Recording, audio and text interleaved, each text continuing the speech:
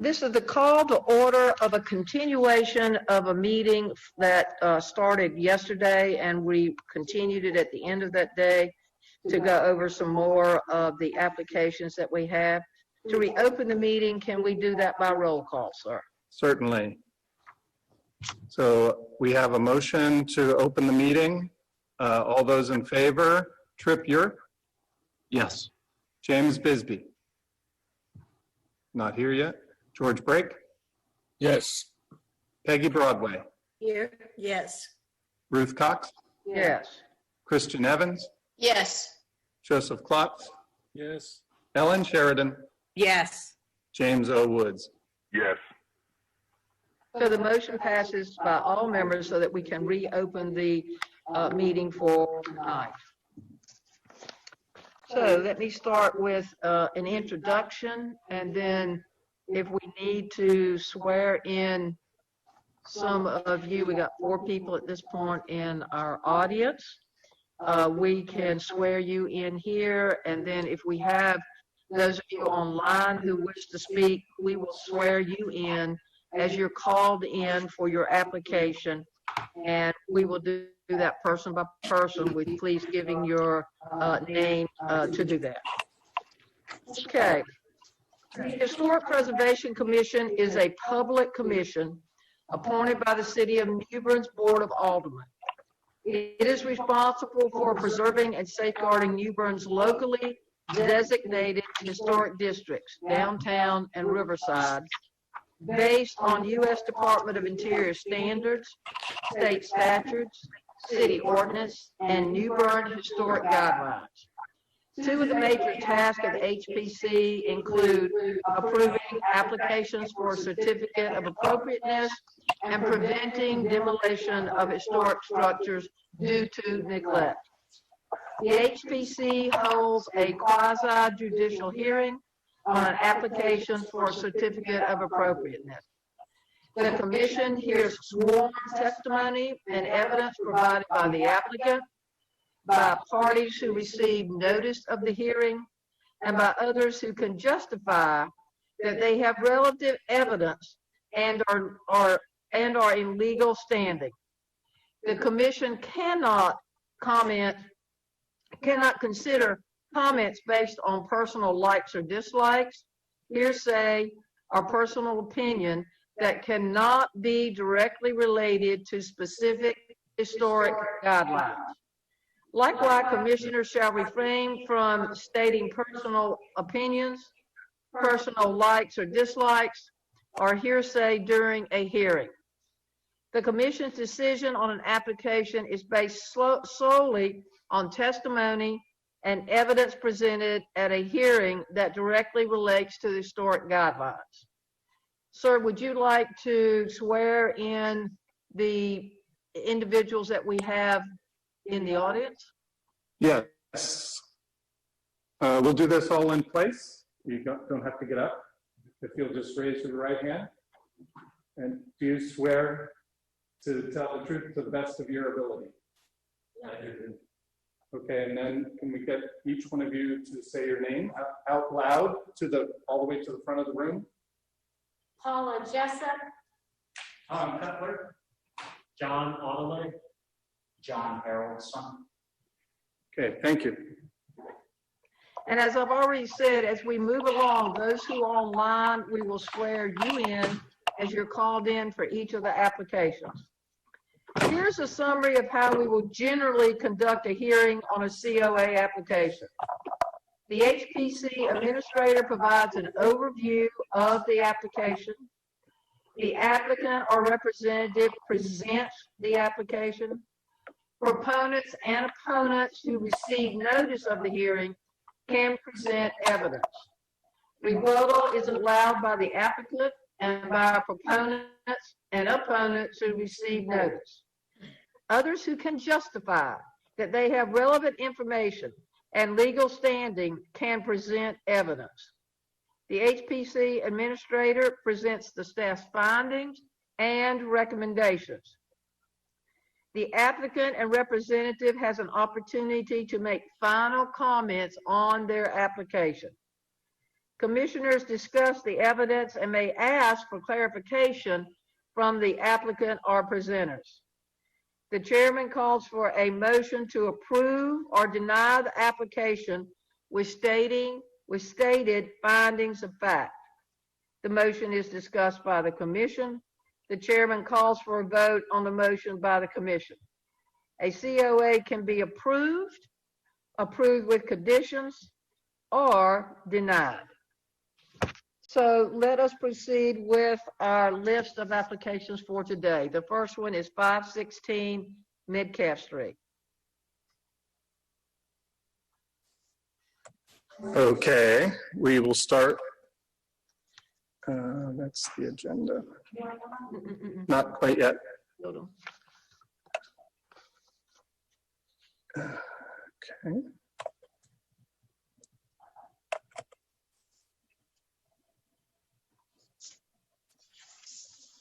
Sorry, this is not adjusting properly.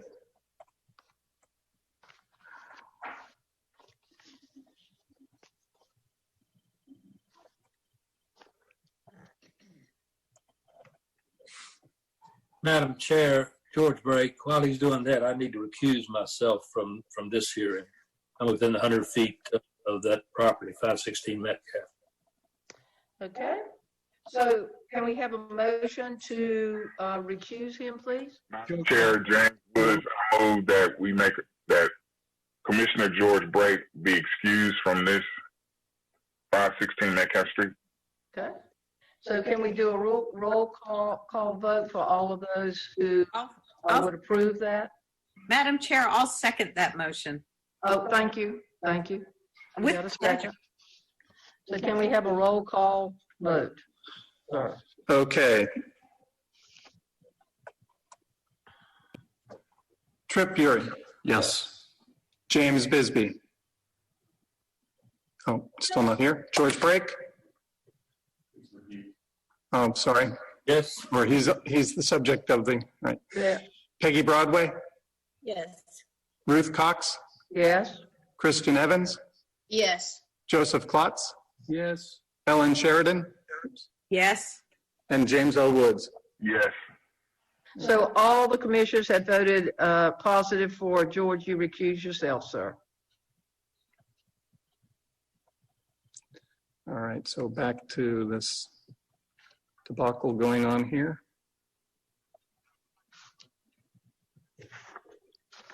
There we go.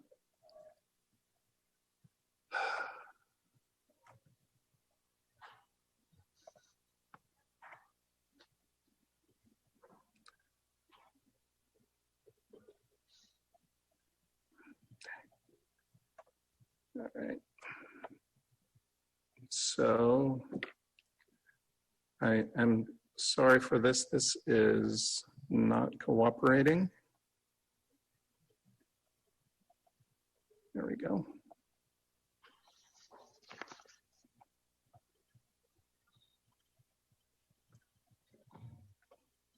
Okay, and we're gonna have to go less than 100% today. All right, this is the beginning of the application for 516 Metcalf Street. And you can see the description of the project is to remove the blinds, also known as shutters, attached by screws to the front facade. And the information about the guidelines is provided, and the description of the project, signature and date. And here are some photographs that represent the house. You can see the front with the shutters / blinds on the front. Those are the dark colored, dark green, dark gray pieces. Here is an enlargement of that. And then the applicants provided some photographs as well. You can see in the upper right corner here, there's a screw here which indicates that they are simply screwed to the outside of the building. And some more details about how that ends up looking. You can see that there are no shutters down the side, blinds down the side, only on the front.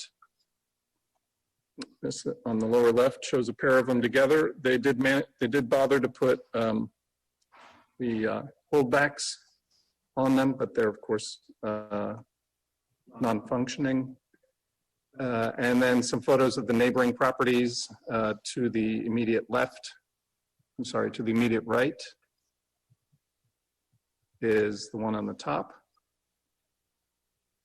To the immediate left is this one in the lower right, and to the left of that is then the one in the lower left. So, because you can see the somewhat pink colored house here on the right. All right, so we conducted the design review with the staff report and email review, and the comments were there on that page, sorry, right here. And then the zoning and inspection review form indicates that it meets the requirements of the land use ordinance and will not require a building permit. And then we have our recommendations when you're ready. Thank you. Are there any members who have a conflict of interest issues other than the one we already know about? Hearing none. Do any of the members or the administrator have any issues on the application's completeness? Hearing none.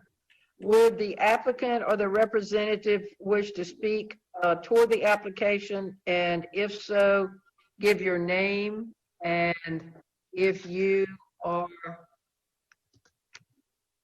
here, that's you, ma'am? Okay, so if you come up and stand at the podium and give us your name and tell us anything you want to tell us about your application. And you'll have to speak to this microphone right here. Okay. Paula Jessup. Can everyone hear fine? Yes. The only thing I would like to do is, or say, is that it's my understanding that the house was built as a rental house by Kafer, and I just wanted to get it back more to what it would have, the original, because the other three Kafer houses there have no shutters, and they're screwed on. And I asked the previous owner, the one we bought it from, if they had had permission to put them on, and he said no. They just wanted them. So I just kind of want them off. That's basically it. Okay, thank you, ma'am. Okay, is there any notified proponents of this project in the audience? Do we have anyone online? No, we do not. Are there any opponents? None in the audience, none online. That's correct. Okay, so there's no rebuttal from that. Do we have anyone with relevant evidence and standing who would like to speak? None in the audience, there's none online. Correct. So, sir, if you would like to provide staff findings and recommendations. Certainly.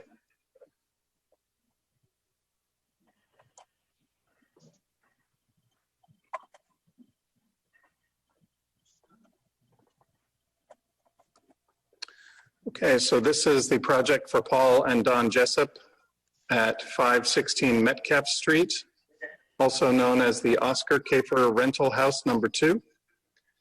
And according to the National Register inventory, is a contributing structure to the historic district. That inventory has a description from 2003, indicating that the house was built circa 1904 to 1907. And describes it as 2 stories, 3 bays wide, left projecting bay with pediment, gable front roof, and interior chimney. It's a twin of number 514. Then there was an additional description in the Sandbeck book from 1988. This paragraph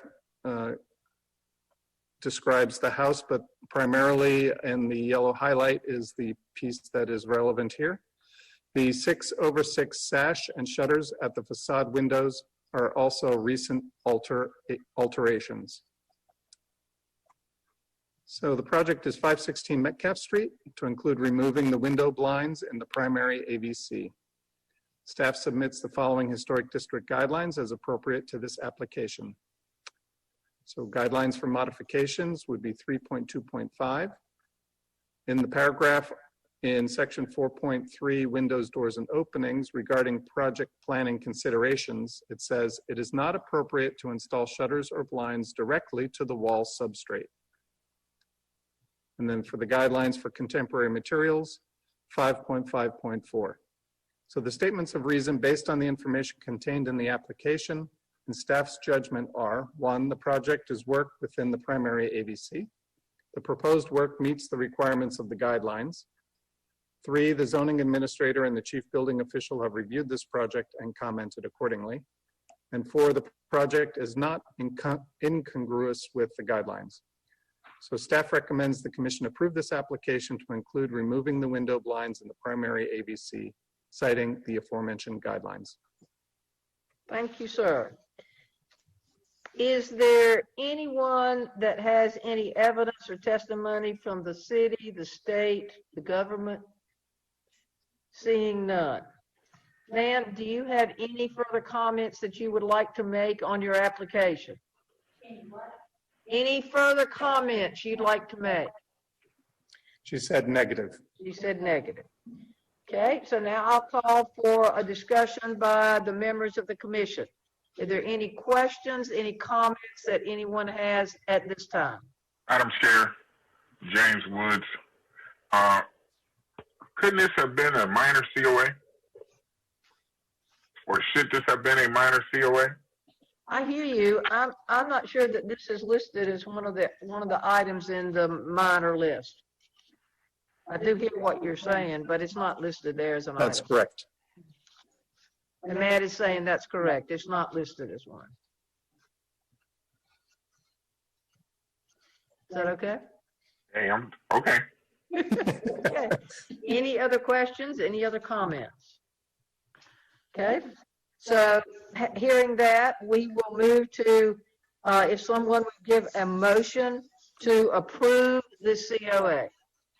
Madam Chair. What's your name when you do it? Madam Chair, James Woods.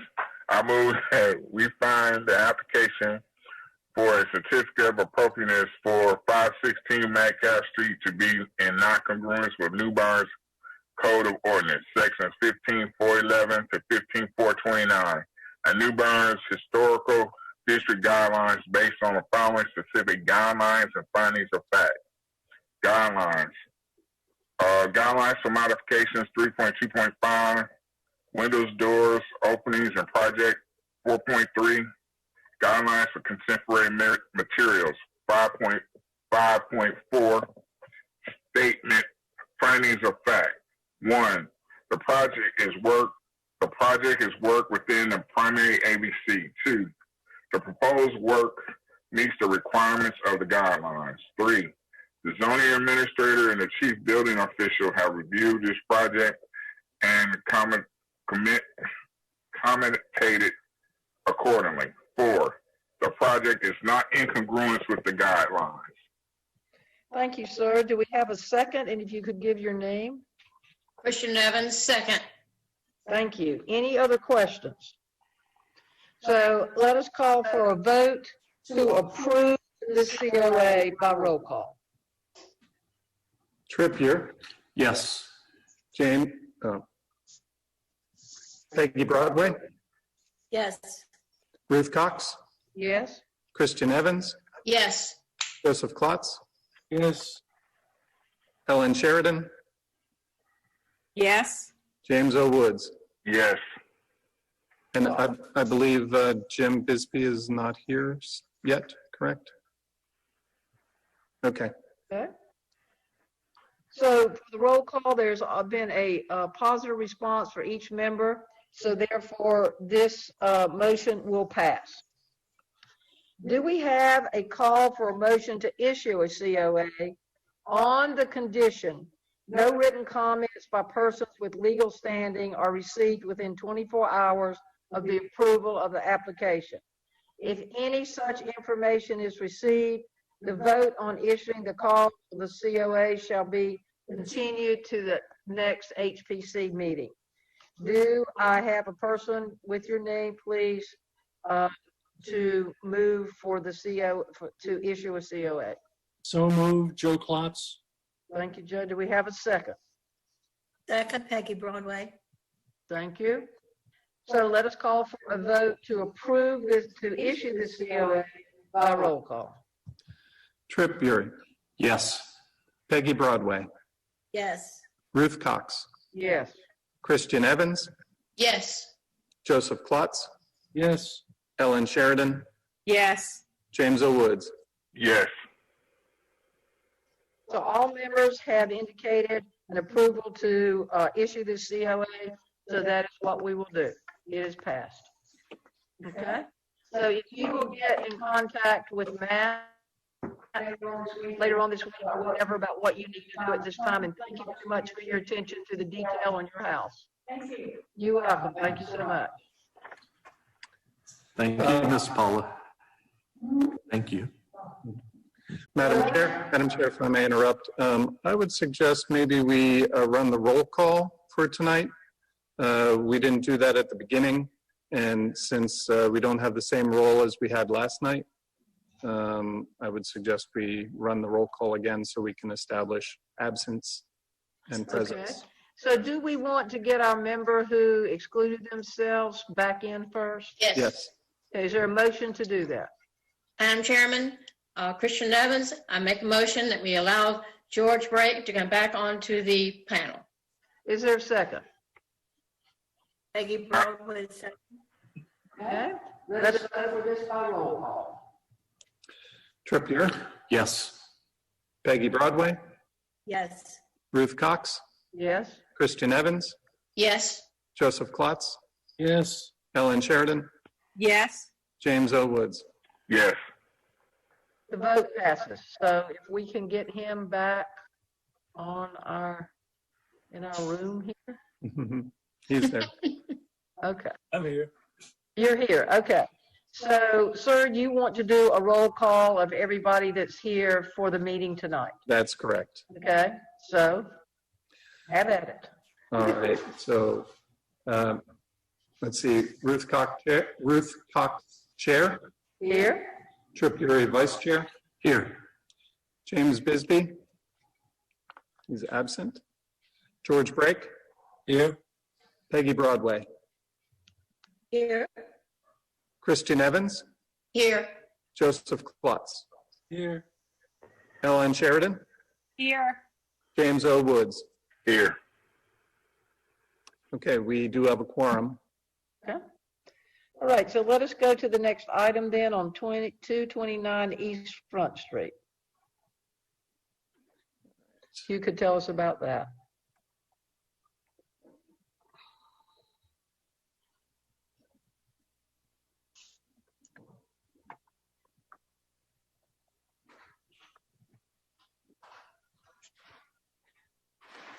Okay, 229 East Front Street. This is the application.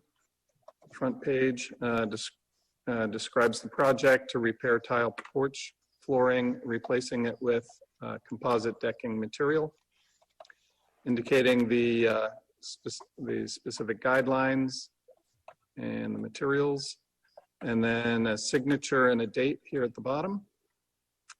And they have authorized John Adelet to represent them. And here is the signature and notarization. And essentially, it's an existing tile floor that they are in. These are the materials that they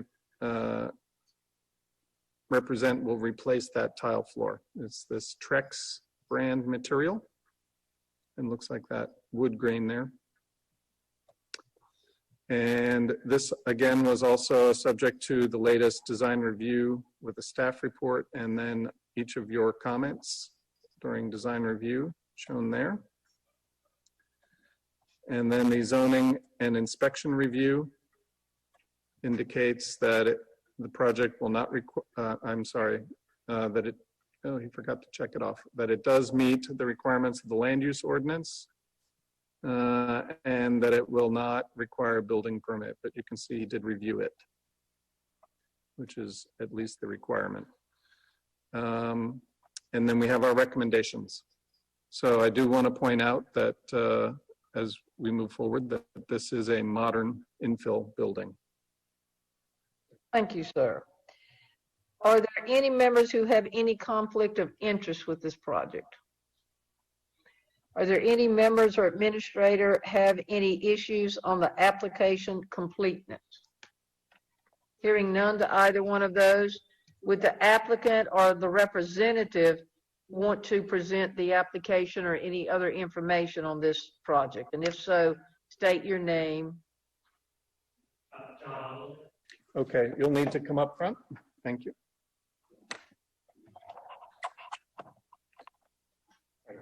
And speak as loudly as you can.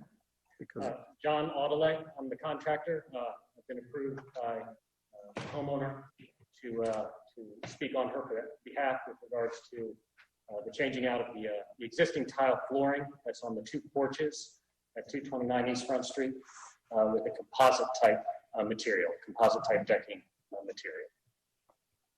can everyone hear him okay? Yeah.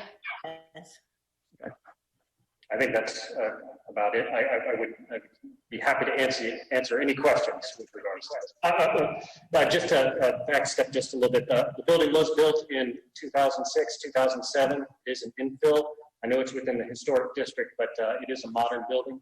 The windows and the doors on the house are currently a PVC product, a slide and tilt door, very interesting system, but it does have existing unplasticized PVC as part of the windows and the actual doors themselves. I do believe that the type of composite material, there are multitudes to choose from, Trex being one of them. There are different brand names that are available out there that are relatively similar in design and composition, with varying degrees of cost, shades, colors, sizing, and what's available. But I think Trex overall with the wood grain gives you a good indication as to what we're looking, what I'm proposing to replace, a composite type material there. I think it works well with the structure, and especially that it's 2000. I would never ask this question if this building was built in 1920, even if it was up on a second story. And that also, even though it is composite type material, I'm proposing to replace it on a second floor porch and also a third floor porch. It's just not visible from the street location, if that offers any help with regards to the product. All right, thank you. Do we have anyone in the audience who is a proponent of this project who wishes to speak? Do we have anyone online? No, we do not. Do we have anyone who is an opponent to this project in the audience? Seeing none, do we have any online? No, we do not. So there's no call for rebuttal anywhere. So do we have anyone who has relevant evidence or standing who would like to speak in the audience? Seeing none, do we have any online? We have none online. So, sir, if you would give us the staff findings and the recommendations. Certainly.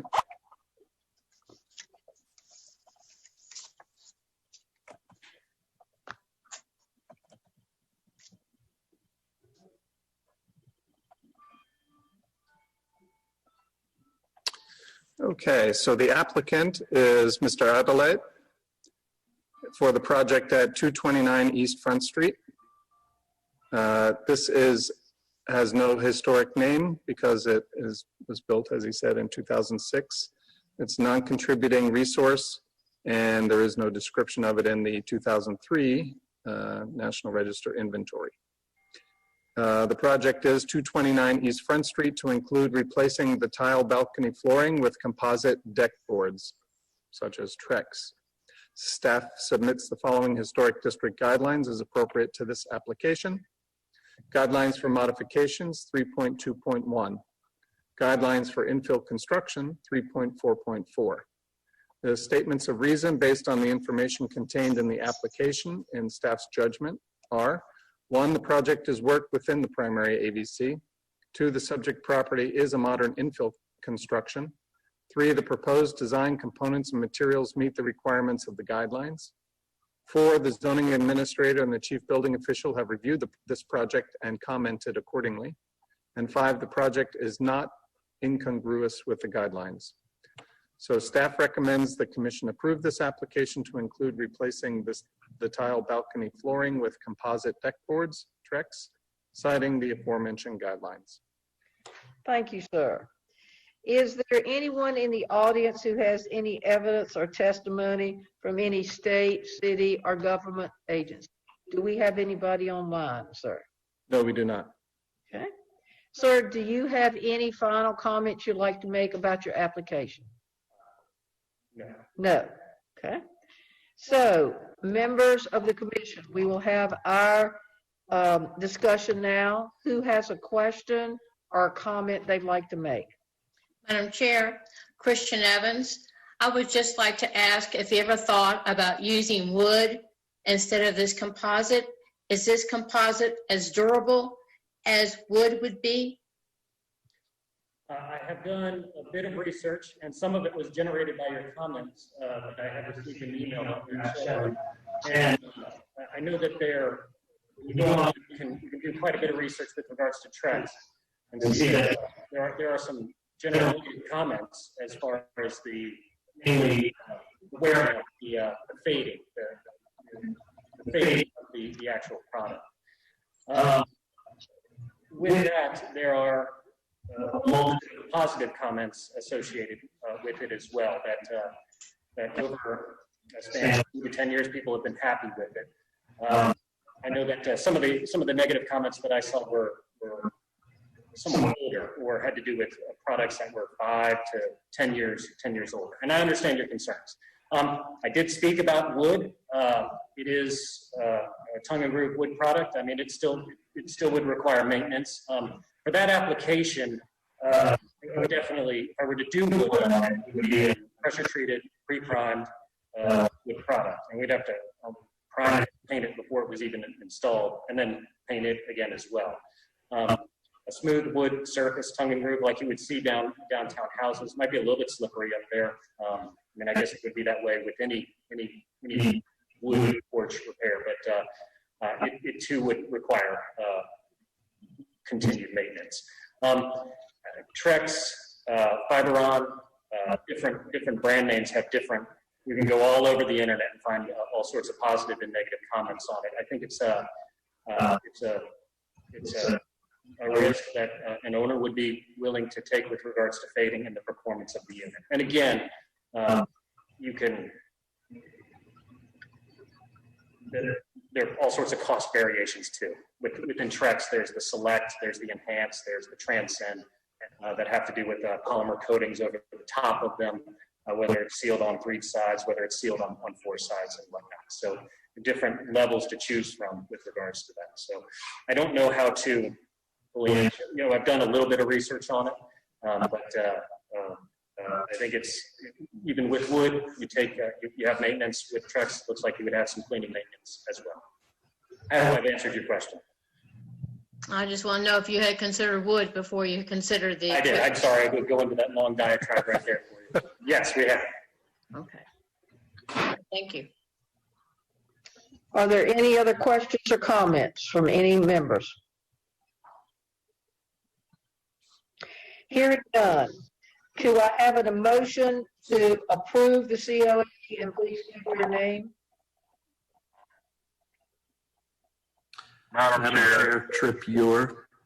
I move that we find the application for 229 East Front Street for a certificate of appropriateness not incongruous with New Bern's Code of Ordinance, Section 15411 to 15429, and New Bern's Historic District guidelines based on the following specific guidelines and findings of fact.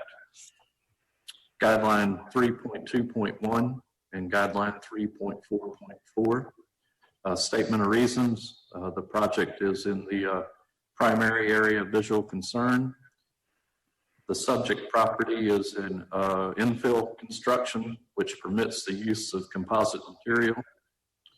The proposed design and components and materials meet the requirements of the guidelines. The zoning administrator and chief building official have commented and acted accordingly, and the project is not incongruous with the guidelines. Do we have a second? And please give your name. Madam Chair, George Brake, I second. Thank you. If we could have a vote to approve the COA by roll call, sir. Certainly. Trippier, Yes. George Brake, Yes. Peggy Broadway, Yes. Ruth Cox, Yes. Christian Evans, Yes. Joseph Klotz, Yes. Ellen Sheridan, Yes. James O. Woods, Yes. All members have voted in the positive for this, so the motion passes. Do we have a motion to issue a COA on the condition that no written comments by persons with legal standing are received within 24 hours of the approval of the application? If any such comments are received during that time, the vote on issuing the COA shall be continued to the next HPC meeting. Can I have a motion, and please give your name? Madam Chair, Trippier, I move that we issue the COA with conditions as cited. Thank you. Do we have a second? Madam Chair, James Woods, I second that motion. Thank you, sir. Could we have a call for vote to issue the COA? So in favor, Trippier, Yes. George Brake, Yes. Peggy Broadway, Yes. Ruth Cox, Yes. Christian Evans, Yes. Joseph Klotz, Yes. Ellen Sheridan, Yes. James O. Woods. Yes. So the motion passes with all members agreeing for this, so the COA can be issued. Thank you, sir. Thank you very much.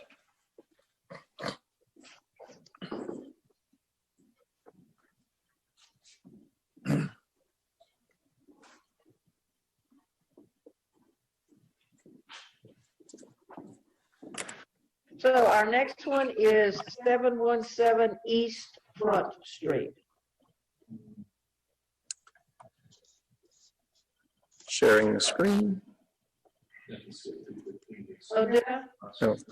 Yes, 215 Oh, is sorry, next. 215 East Front Street. Thank you. And here we have the front page of the application, 215 East Front Street. Applicant is John Haroldson. Here's the description, which describes the issue of the bat infestation, also includes all of the guidelines and the materials, and then the signature and date at the bottom. And then the applicants provided these photographs as well. And we're primarily talking about this white edge around the perimeter of the building here on the front. Here on the side and back corner, there's more along the side at the top of the wall. Here on the back, we're standing on a small extension. So it's the white strip here at the edge. And then there are some, apparently some cracks that are also being covered by this metal fascia. And we provided the staff report, and you provided your comments. And we also have a letter from the contractor, also describing the application, the situation, and the directive by the Wildlife Removal Services as to how to remedy the problem, suggesting the use of the metal fascia. And then we have our zoning and inspections review, which again, I guess, nope, he signed it but didn't check it off. And then the chief building inspector will not require a building permit.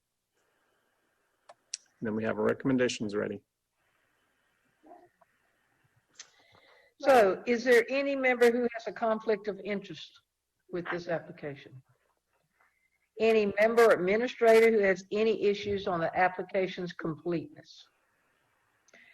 Does the applicant wish to make any presentation at this time? And if so, please state your name. He is shaking his head no, he doesn't have anything else to say. Are there any notified proponents of this application with us here tonight? Seeing none, do we have any online? We have no one online for anything all night.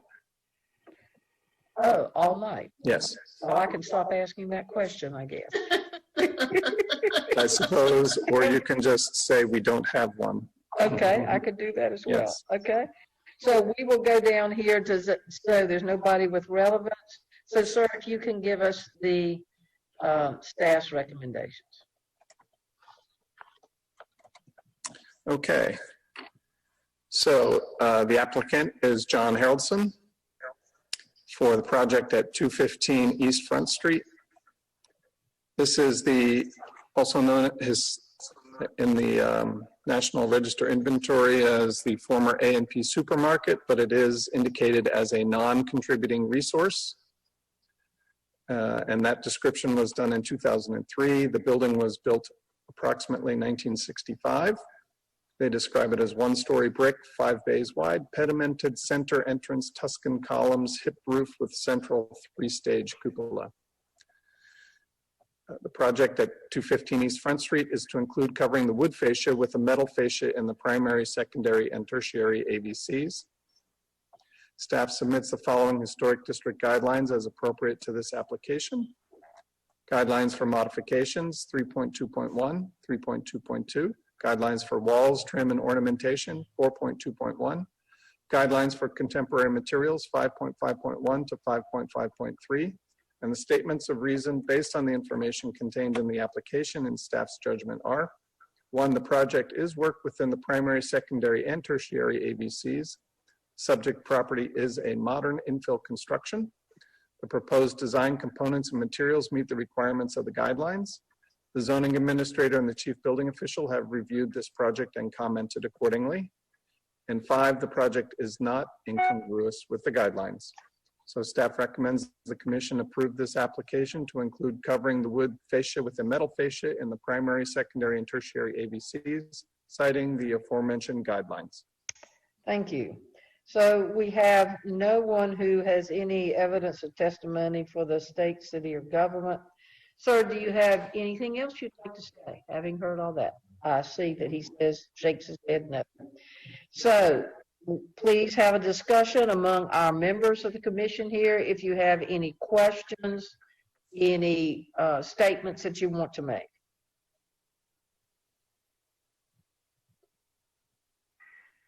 Hearing none, could I have a motion to approve this COA and state your name, please? Madam Chair, I'm Christian Evans. I move that we find this application a certificate of appropriateness for the address of 215 East Front Street to be not incongruous with the New Bern Code of Ordinance, sections 15-411. Christian?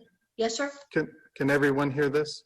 Yes, yes, Okay, I can hear. sorry, continue. All right. A New Bern Historical District guidelines based on the following specific guidelines and finding of fact. Applicable guidelines would be guidelines for modification 3.2.1 and 3.2.2. Guidelines for walls, trim, and ornamentation 4.2.1. Guidelines for contemporary materials 5.5.1 to 5.5.3. The finding of fact would be the one, the project is a work within the primary, secondary, and tertiary AVC. 2, the subject property is a modern fill-in construction. 3, the proposed design, components, and materials meet the requirements of the guidelines. 4, the zoning administrator and the building chief official have reviewed this project and have commented accordingly. 5, the project is not incongruous with the guidelines. Do we have a second? And please state your name. Madam Chair, Joe Klotz, I second the motion. Thank you, sir. Can we have a vote by roll call to approve this COA? Tripp Ure, Yes. George Brake, Yes. Peggy Broadway, Yes. Ruth Cox, Yes. Christian Evans, Yes. Joseph Klotz, Yes. Ellen Sheridan, Yes. James O. Woods. Yes. All have voted in favor, so the application is approved. Can I have a motion to issue a COA on the condition that no written comments by persons with legal standing are received within 24 hours of the approval of the application? If any such information is received, the vote on issuing the COA shall be continued to the next HPC meeting. Can I have a motion to issue the COA, and please state your name? Madam Chair, James Woods, so moved that a COA be issued with the necessary qualifications. Thank you, sir. Do we have a second, please giving your name? Christian Evans, second. Thank you, ma'am. Can we have a vote for approval to issue the COA by roll call? Sir. Tripp Ure, Yes. George Brake, Yes. Peggy Broadway.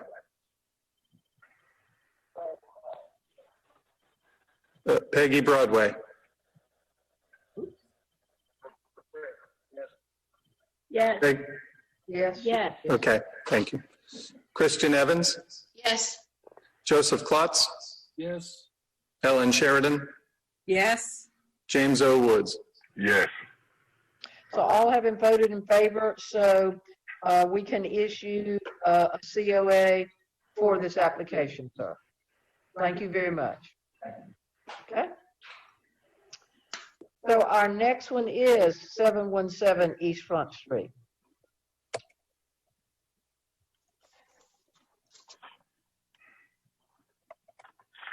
If you could tell us about that, sir. Okay, we have it up on the screen now. The application. Shift it over. And we have our description, our guidelines, attachments for the materials, the signature and date.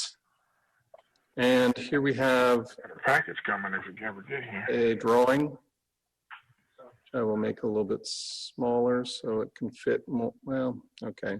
So I'll scroll back and forth because it will get very tiny. So this is the house, obviously here. The main street is along the front here. So this is the front of the house. Then there's a driveway along the side, and all of the different colored dots are the various different plants. The black squares are the mechanical units. The gray area back here is a deck. This gray area or grayish area is the rest of the driveway. This curved gray area is the proposed new patio on grade. And then this rectangle is the garage with behind it, these squares are raised vegetable flower beds, planting beds. And then the white area is lawn or grass. And then again, in the back, we have a whole series of colored circles and such that represent the various different plants. And they are also proposing, let's start here on the left, a fence, which starts right here on the left and goes back to the back corner, back along the back side, back down along this side. I'll have to move down to and across where the HVC, the utility units are. All right, so that takes care of the plan. They have provided additional information regarding the fence. It's 6-foot wood privacy fence. And it is the same fence as the one approved for the adjacent property at 719. Why did that pop up? Let's get rid of that. And here we have that. So it is a, stop that. There we go. Okay. There is a 6x6 post with 2x6 cross members, and then the 1x6 vertical slats. And the whole thing is 6 feet tall. And a note that they also sent us some photographs, which are now here. So this is now looking from back in front of the garage, looking out towards the street, down the driveway. And then from the front of the house, and then noticing on the steps on the left or on the front of the house, the mechanical units already on a raised platform, and then the porch, which projects, I called it a deck, I'm sorry, it's a porch, projects out the back side of the house. Property line is actually to the left of this little mechanical box, electrical box here. And another shot of the front. And so they're proposing all the planting all throughout this somewhat grassy area here. And then this is a shot of the rest of the backyard. Their property line basically runs right down this left side here. And then pretty much right across the back here. So all of this, pretty much, what you see is in there. I'm sorry, am I not talking loud enough? No, it just cut off. Oh, okay. So what you see here is pretty much the entirety of their backyard. And then we produced a staff report with enlargement of the area around the mechanical HVAC unit, the question about the back property line and the hedgerow, and then your comments, and then their replies to your comments. They were in your packet, so you should have had the opportunity to read that. We can go back to that if you want. And then the zoning and inspections report by the, again, the land use ordinance, and that it will not require a building permit. And then our recommendations when you're ready. Okay. Are there any members who have any conflict of interest in this project? I do, Madam Chair. Because we disposed of 717 last night, I immediately got another house across the street. So 715 last night. no, this is 717. So again, it's directly across the street. It's my fate. Okay. So can we have a motion to remove this member from this project? Madam Chair, Christian Evans, I move that we recuse Ms. Sheraton from the panel for this project. Thank you. Is there a second? And please state your name. Madam Chair, Joe Klotz, I second. Thank you, Joe. So can we have a vote to have her removed by roll call, sir? Yes. Trip Buer, Yes. George Brake, Yes. Peggy Broadway, Yes. Ruth Cox, Yes. Christian Evans, Yes. Joseph Klotz, Yes. James O. Woods. Yes. All members have voted to recuse you, ma'am, so if you would recuse yourself. Is there any member or any administrator have any issues on the application's completeness? Do we have an applicant or a representative present who wishes to speak to this application? Only if they have questions.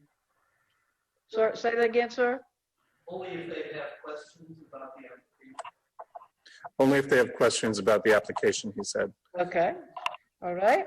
We have no information on proponents, opponents, any of that relevant evidence and standing. We have nothing on this project for tonight. So, sir, if you could, give us the staff's findings and recommendations.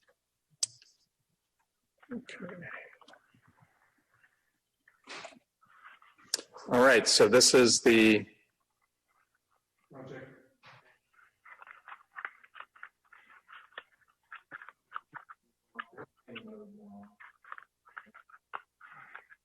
Thomas and Judith Cutler for the project at 717 East Front Street. There is no historic property name, and it is a non-contributing resource in the historic district because it was built in 2018. So the 717 East Front Street project is to include new, or COA is to include, am I still on? For some reason I'm getting a reconnecting image in the middle of my screen. I'll do that. Okay, can you all still hear me? Yes, I can. Barely. You're All right. garbled. Can't see the shared screen, I guess. Let me try something else. All right, I'll wait for that, but continue talking. It's to include new landscaping in the primary, secondary, and tertiary AVC, patio, wooden garden beds, bench in the tertiary AVC, and 6-foot high perimeter privacy fencing in the secondary and tertiary AVCs. Staff submits the following historic district guidelines appropriate to this application. Guidelines for utilities is 2.3.1, 2.3.2. Guidelines for landscaping. Hold on, I got another message. Join from browser to join from the browser.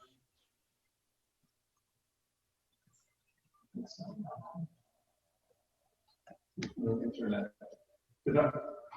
I just dropped out.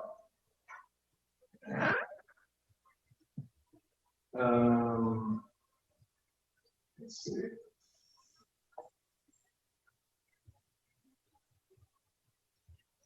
Yes. I can connect connection spots.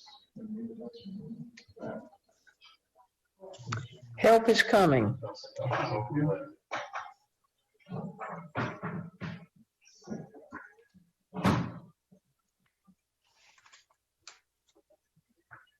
There's some elevator music.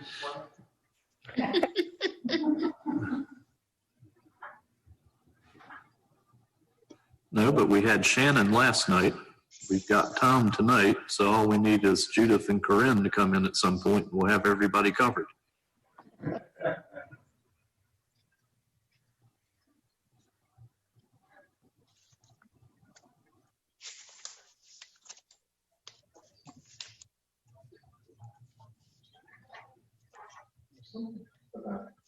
Suddenly this airplane everything on.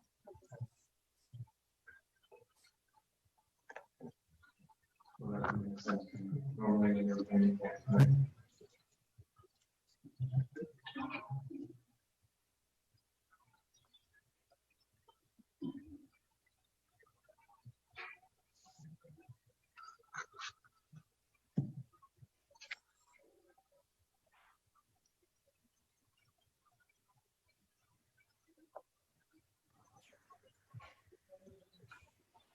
All right, for the record, I give the title of Problem Child to Matt. Pass your man I along. pass my mantle to Matt. You're so thoughtful. I know, thank you. I've been looking for someone to take that away from me.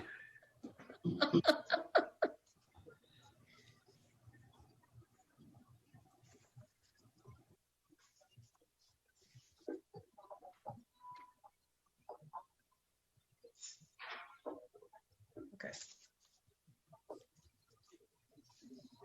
Do we want to have a recess of some sort? We don't want to, but if we have to.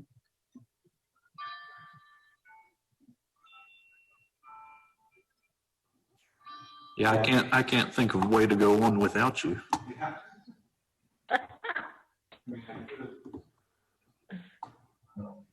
Okay, go right next. Would you like to borrow my computer? You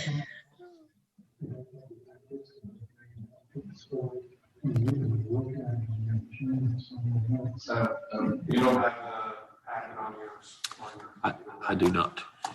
You probably don't have it on yours either. What's that? The actual full packet? No.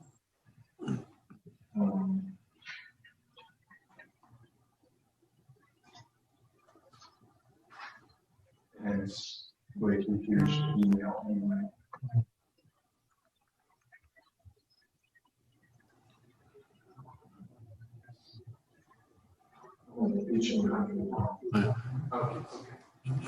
So what is it that you've lost the internet?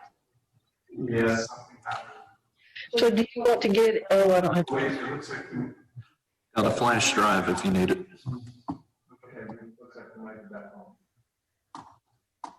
I've got a hotspot. Okay. Yes.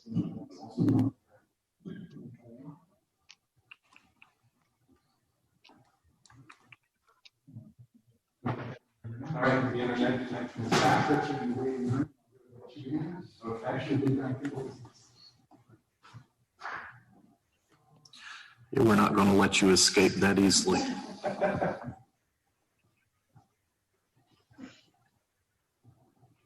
Planting needs to be done. Planting needs to be done. Okay. There we go. This time share screen.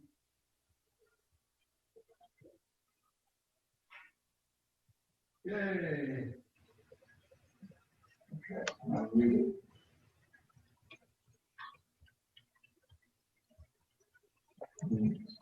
Okay.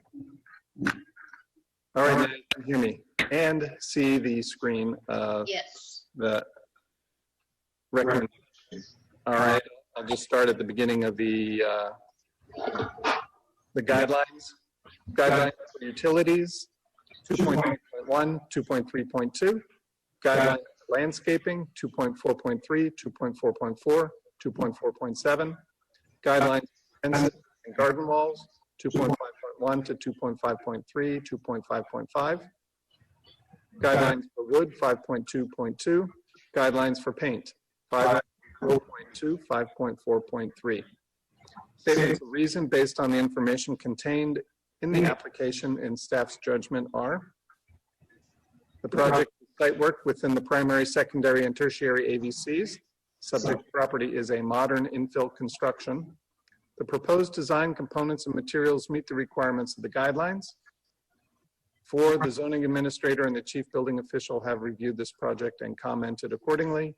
And 5, the project is not incongruous with the guidelines. Staff recommends the commission approve this application to include new landscaping in the primary, secondary, and tertiary AVCs, a brick patio, wooden garden beds, bench, tertiary AVC, and 6-foot-high perimeter privacy fencing in the secondary and tertiary AVCs, cited in the aforementioned guidelines. Thank you, sir. There is no evidence or testimony from any state, city, or government body. Sir, do you want to make any final comments at this time? Hearing none. The COA is open for discussion by members. If you have questions or have statements. Peggy Broadway here. Do we have a drawing of the intended fence in relationship to the house? Do we have any drawings or showing the design of the fence as it comes around the house? My reasoning is because the house sits on the corner of Queen and East Front, and the tertiary area is actually very exposed to the public. And I just wondered if in this packet there had been included a drawing of the fence around the house. Okay. We didn't hear the very beginning of your question, but at the end, you mentioned that it's on the corner, but it is not on the corner. There's actually a vacant lot at the moment between the house and the corner, and there will be a house under construction there shortly. Oh, So it will be the second house from the corner. Oh, okay, gotcha. Does that change your entire question, or do you still have some questions? It does change it considerably. My question actually is, do we have a drawing of the fence around the house, the 6-foot fence? Do we have a drawing of the wood? Oh, so we have the section. Did you see that one? But I'll put it up here a second.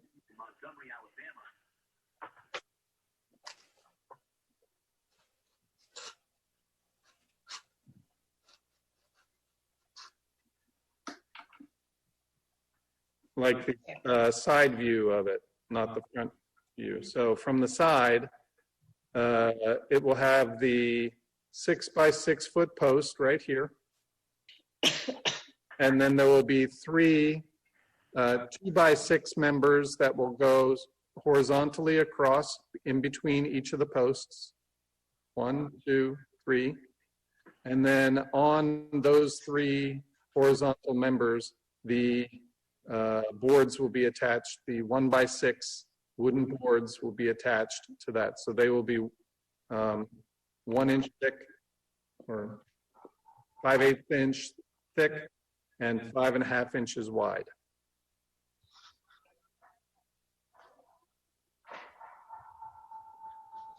Does that answer your question?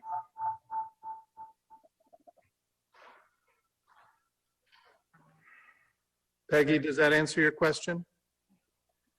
would show a draft that would show this fence installed in relationship to the house. Just a drawing, but we don't have that, do we? Well, that was the drawing there. Did you see that one? I did, but that's just one board, 2 boards. It doesn't show it in relationship to the house. The George Brake, the landscape plan, Peggy, shows that, I think. It shows where the fence begins and goes down each side and across the back. Is that what you're looking for? What I'm wanting to know is, how does that house look boxed in by a 6-foot high fence in relationship to the houses next to it? Okay. Let me at least go through the plan here, and then I'll go to the photographs and help you visualize. maybe figure out what the proposal is. I believe she was looking for an elevation. Driveway, and on the right, it comes all the way up to cover the conditioning units. Right, and then it turns. So there's no fence along the side of the house between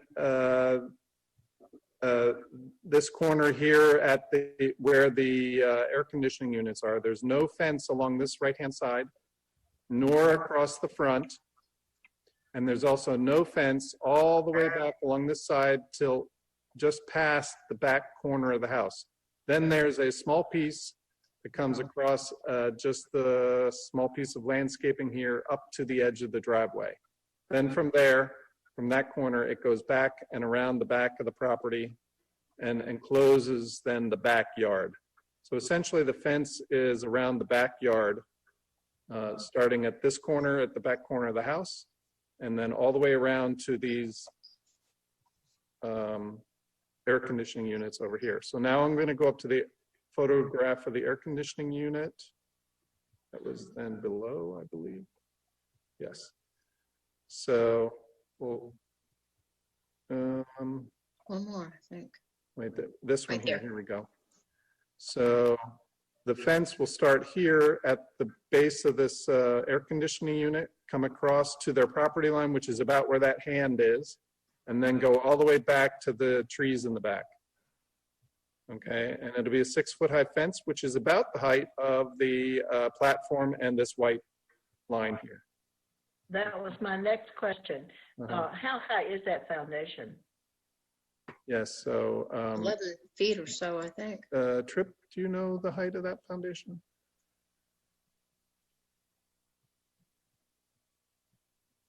Does the applicant? It's approximately 11 feet That's what I thought. above sea level. Right. So does the applicant know about how high it is off the ground to the white baseboard there? And if you would please come forward to 1, 2, 3, 4, 6, 7. It's approximately 10 step risers. You know, so that's roughly 8 inches.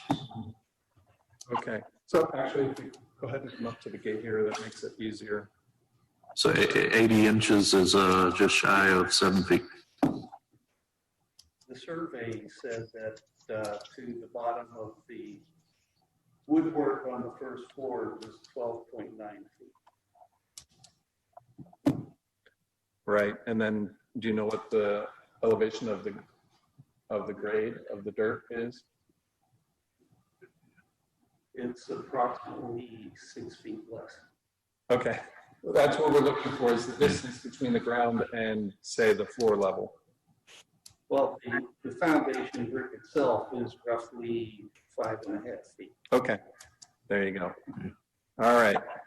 but it does have the recessed panels built into it to kind of break up that flat surface. Right. At the moment, we're, maybe you couldn't hear back there, but we're just trying to figure out how the height of the fence relates to the height of the house. So From the ground to the bottom of the platform is 6 feet. there you go.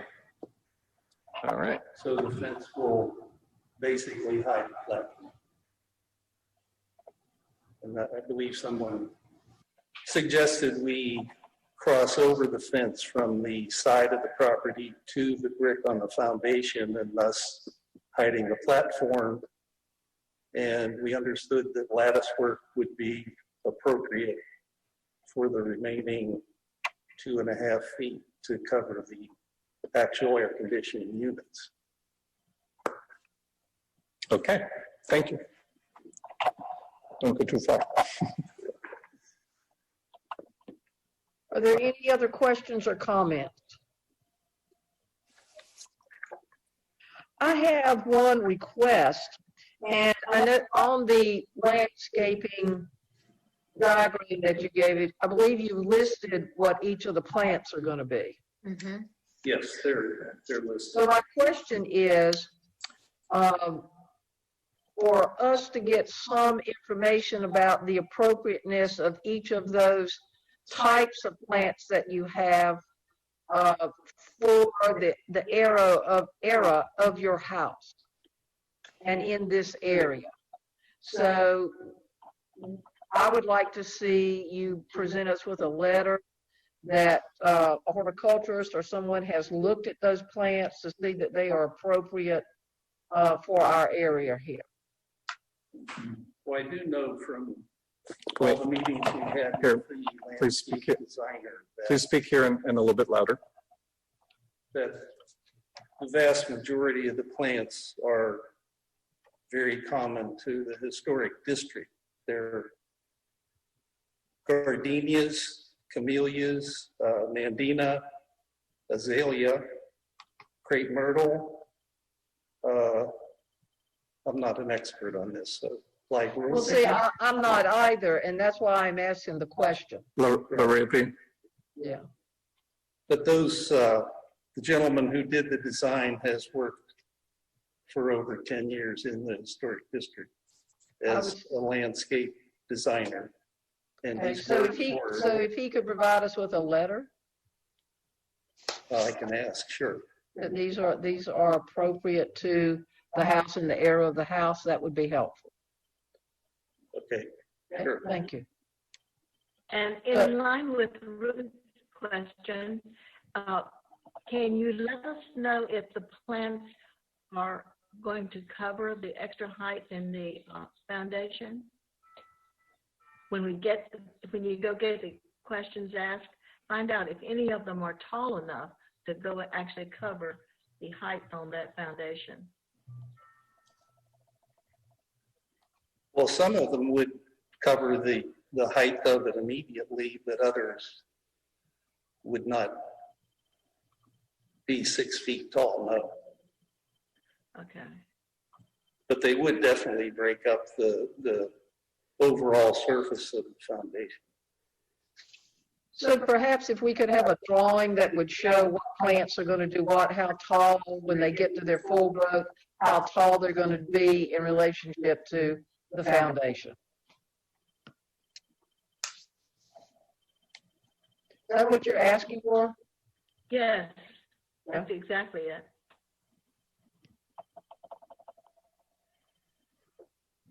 Are you asking for that for the primary AVC or all the way around? All the way around. All the way around the foundation, not the rest of the property, right? Right, foundation. Not just primary AVC. Okay, any other comments or questions at this point? Okay, so could I have, Is there a guideline that I can refer to? Is when you say hide the foundation, do you mean not entirely? so I didn't hear that last bit? The plants will not hide the foundation completely. I know, and that's what we want some information about, that if you're going to plant some that are this high and some that are this high, what is that going to look like around the house? Because we don't have any idea of that. So you're asking us to prove something that we don't have a picture of, we don't know how high it's going to be, and so we need some information about that. So what they would be at their maturity. I didn't hear your question? What the plant height would be at maturity. Yes, when they're matured, yes. Yes. Yeah, I believe we have most of those. Okay, already. if you can provide that information for us. And if we, anything else, sir? No. No, okay. And we have no other questions from members, all right?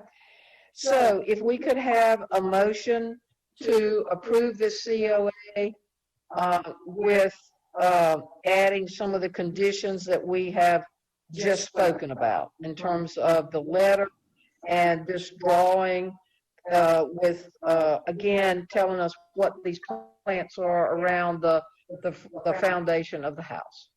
Yes, we can identify the plants from the drawing and tell you the size. Yes, but I'm asking that whoever makes this motion include that in the motion as an addendum to the motion, those two items. So could I have a motion, and if you would please give your name?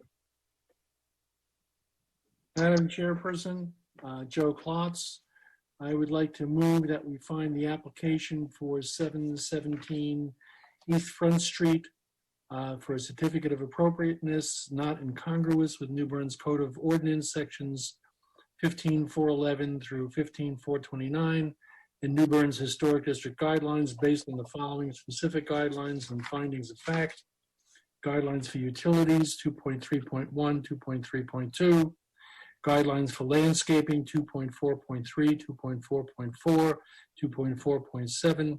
Guidelines for fences and garden walls 2.5.1 to 2.5.3 and 2.5.5.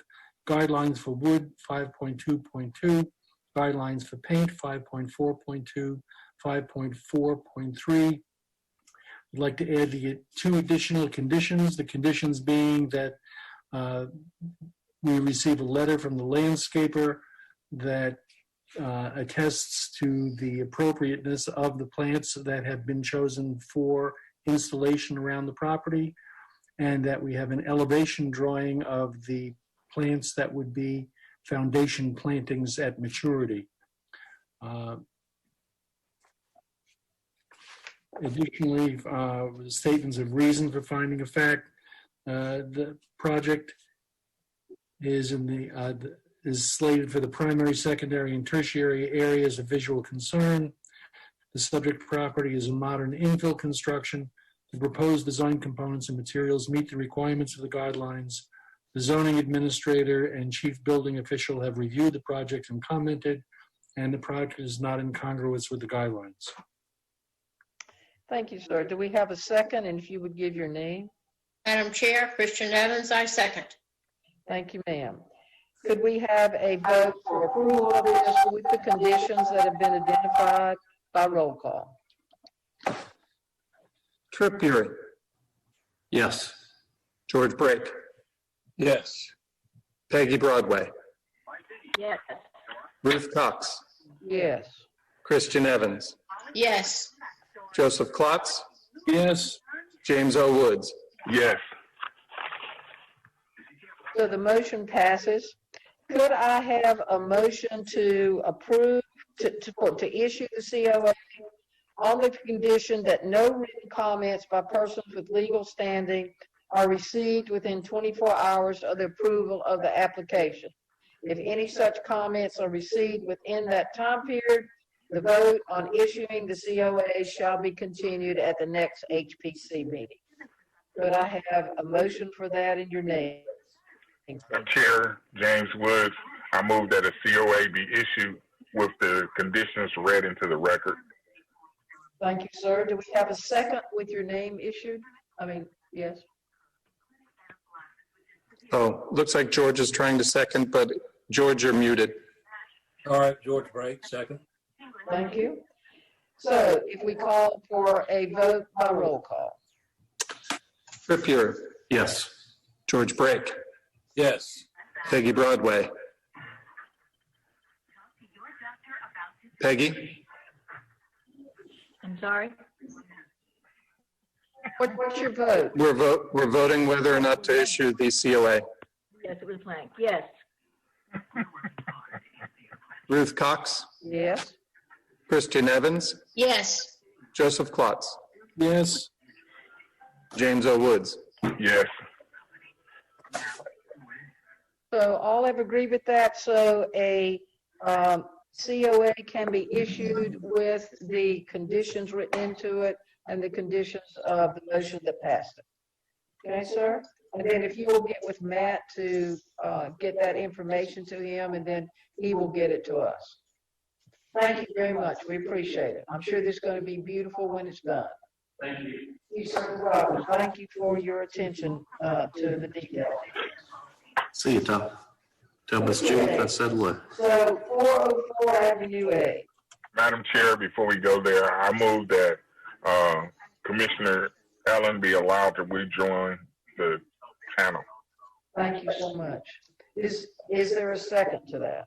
Madam Chair, Christian Evans, I second. Could we have a vote on that, sir? Yes, to return Ellen Sheridan to the meeting. Trip Bury, Yes. George Brake, Yes. Peggy Broadway, Yes. Ruth Cox, Yes. Christian Evans, Yes. Joseph Klotz, Yes. James O. Woods. Yes. The vote passes, so our colleague can return to our board. So can we go to L404 Avenue A? Yes, the last application for this evening. Here we have the actual application. The applicant is Tim Thompson for 404 Avenue A. And his description of the project, the guidelines, and the materials are attached. His signature and date. So he provided several pages of photographs and illustrations for us. This is the front of the house, and he would like to add the railing to this porch and also change the front door and change the columns on the porch.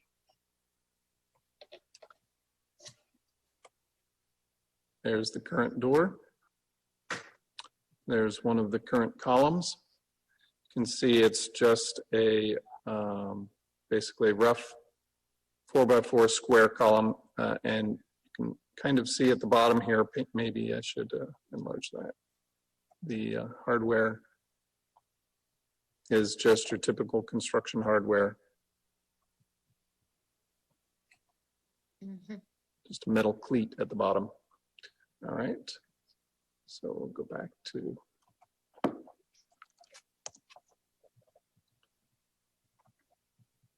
So he proposes for the front door this door.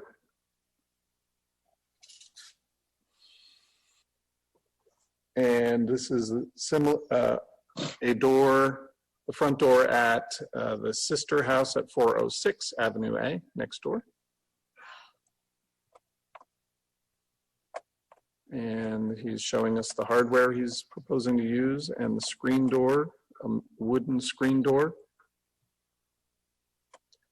And then also at 406 Avenue A is are the columns that he's proposing to use as well. And also to note that the cap and the base would be the same. And so that's essentially the order sheet, the column and the base. And then the actual railing, again, will match the one next door.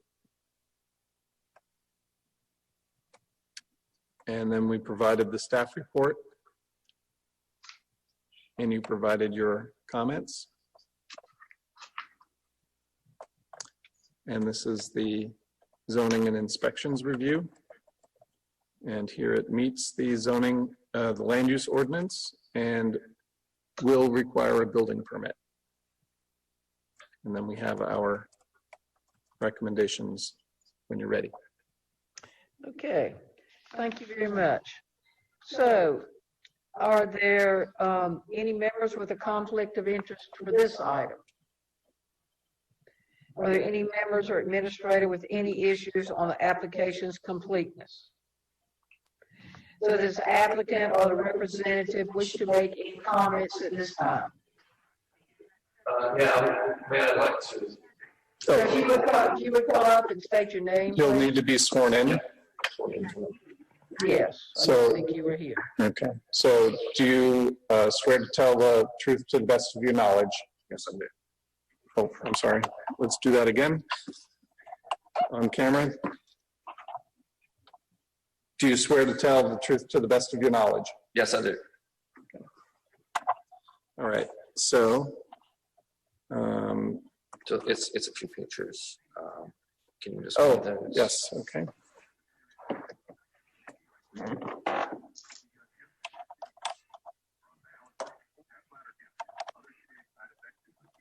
And there's a folder on that I think it's COA 2020. I might have to. Mm-hmm. There's one picture towards the top. This one? Oh, 4. No, it's 2000. I think it's 2005 front view, something like that. By name? Yours will come out in a different order. No, I just did it by date. This one. So by. Sort those by name. Yep. And I think it will come out in the proper order. Mm-hmm. Yeah, you see the second one, 2005 front view. Gotcha. Yeah, can you display that? All right. This is the house. Hold on. 1 second. I have to go back to share screen. There we go. Whoops. What happened? That's the very first one. I think you probably scrolled down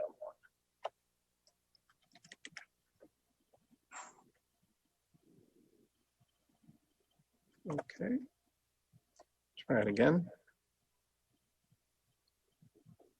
Oh, I see. I probably hit that. Okay, hold on. We're not up on. If you see up there, we'll see what everyone can see. Okay, there we go. All right. This is a picture of the house when I purchased it in 2005. And a couple things to note. First, there is evidence there of porch railing around the porch. The columns, those were unpainted at the time. I can't tell you when they were put in place. I think it was probably in the early 2000s, but they're just 6x6 pressure treated lumber that you would get at Lowe's. What I do want to point out is notice the steps. There is no railing, no type of hand railing at all in the steps. One of the things that I failed to point out in this, I didn't remember until I saw this photo that there were no step railings. I would like to put in a very unobtrusive railing on the steps. Let's see, let me get you to go to another photo.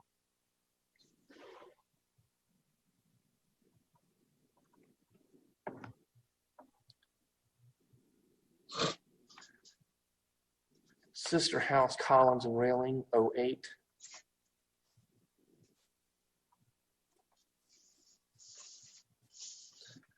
This is Hold the on, sister. hold on. I can do that again.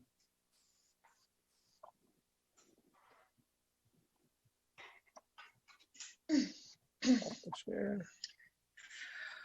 Reshare. I have to pick. I think this photo is actually one that's in the application supporting document.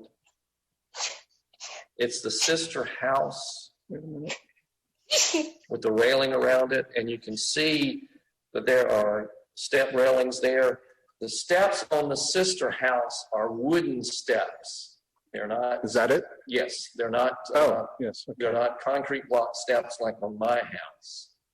So the railings on the sister house are a little bit easier to deal with as far as installation. I've got a bit of a different situation in that I've got, I guess you'd call them parapets along the steps where I've got a block here and I've got a block here. Well, no one can see where you're pointing.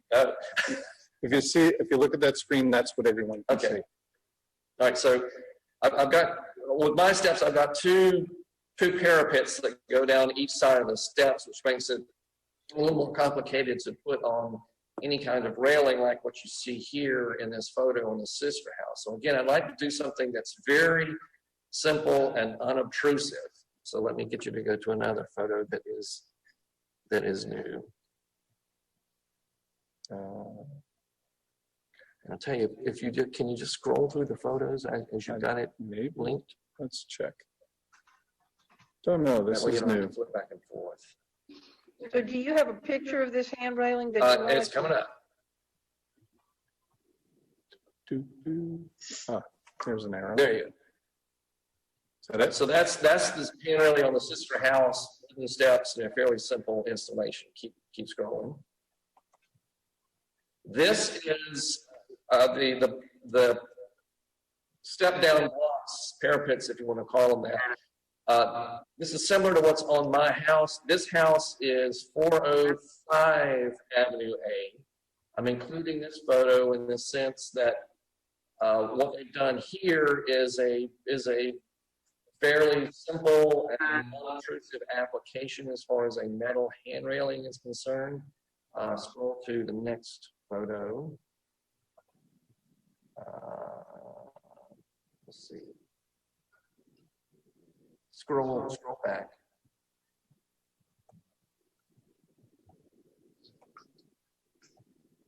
Keep going. Keep going. Can you flip? Can you rotate that? It looks like. This is the house adjacent to me. It's not the sister house, but what I want to point out is notice that simple black iron pipe railing. That is what I would like to do on top of the step parapets. And I only want to do it on one side, on the inside. Again, my goal is to make it as unobtrusive as possible. This railing was put in on this house in 2018 under a minor COA. I know that for a fact because the neighbor here, he was a gentleman who had some very severe mobility issues, so I applied for the COA for them as a minor and installed this for them. So my point is, I'd like to do a very simple black pipe handrail on the inside of the steps coming down. So you want it to look just like this? Very similar to that, yes. What is very similar? Very similar is this, the way this porch is done. Notice that there's a brick pier that the column sits on. I don't have brick piers, so No. mine would attach to the wooden column, or it would attach to the two parapet blocks. My intent right now is that the two vertical handrail pieces would attach to the parapet blocks, as in that similar photo. So you don't have a picture of exactly what you're going to do to your house? Go back to 405. I'm sorry, go back. Actually, scroll forward. No, might have to go, might have to unzoom this, might have to unrotate it. Wait a minute. You should just. There we go. Yeah. Go forward. The other way. Yeah, keep going. Keep going. That one. That is the photo of what I would like to do with the black iron pipe. I can't give you a photo because it's not installed yet. But this is what I would like to do. The parapet's there on that side of the step. Very similar to what I have. The height is a little bit different, but we're talking inches here. So you'd have to tell us what materials you're going to make Black this out iron of. And it's going to have this scrolling It will in not there? have the scrolling. It will be, just think of simple black iron pipe. You've got two vertical pieces coming up and the vertical piece going across. It would be 1 inch. I think I put 1 inch pipe. I use 1 inch pipe on the installation on the adjacent house where I put that in. And do you have that identified in your application? I just had it as hand railing. Right. Because I had forgotten that there was not any kind of hand railing on the stairs. This is a safety issue because I've had numerous people who have come over to my house say, you really need some kind of railing to get down the steps. So you'll need to add your application about what is the diameter of the railing that you use. Okay, I can do that. And then you can draw us a picture of what it will look like. Can I send you this photo? This is the closest thing that I've got. I mean, if I'm going to draw a photo. But this is not what you're going to do. Okay. Right? This is very close to what I am. But it's not what you're going to do. It's not exactly. Okay. So we want exactly what you're going to do. All right. Okay. At your house. All right. Okay. Can I send that to Matt? Yes. Okay. I can do that. Okay. Thank you. And Kim, I have one question. Yep. The attachment of the railing to the parapet cap, I guess, would it be exactly like this, or will we have a collar with bolts and nails and screws? It would be a collar because I'm trying to not do any more, I'm trying to be as unintrusive as possible. This picture that you're looking at, the supports for the rail, they've actually chiseled out a hole and put the railing in there. I don't like doing that because the railing will eventually corrode there at that base. It's much easier to do it with a cap, so that can be easily replaced for maintenance purposes. So if you'll identify that when you give the information to Matt. And Kim. Anything else you want to show us? No, that's it. Okay. Thank you very much. So we don't have any proponents, opponents. We have no rebuttal. We don't have any relevant evidence or standing from anyone. So if, sir, you can give us the staff findings and recommendations. Certainly. 1 second.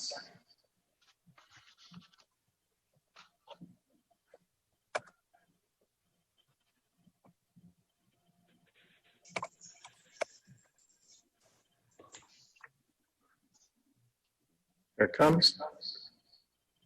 There we go. So this is an application for Tim Thompson at 404 Avenue A, also known as the Griffin Crabtree Rental House.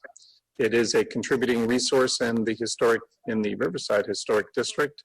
The National Register inventory description for this from 1987 is shown here. The main elements from that are highlighted here in yellow.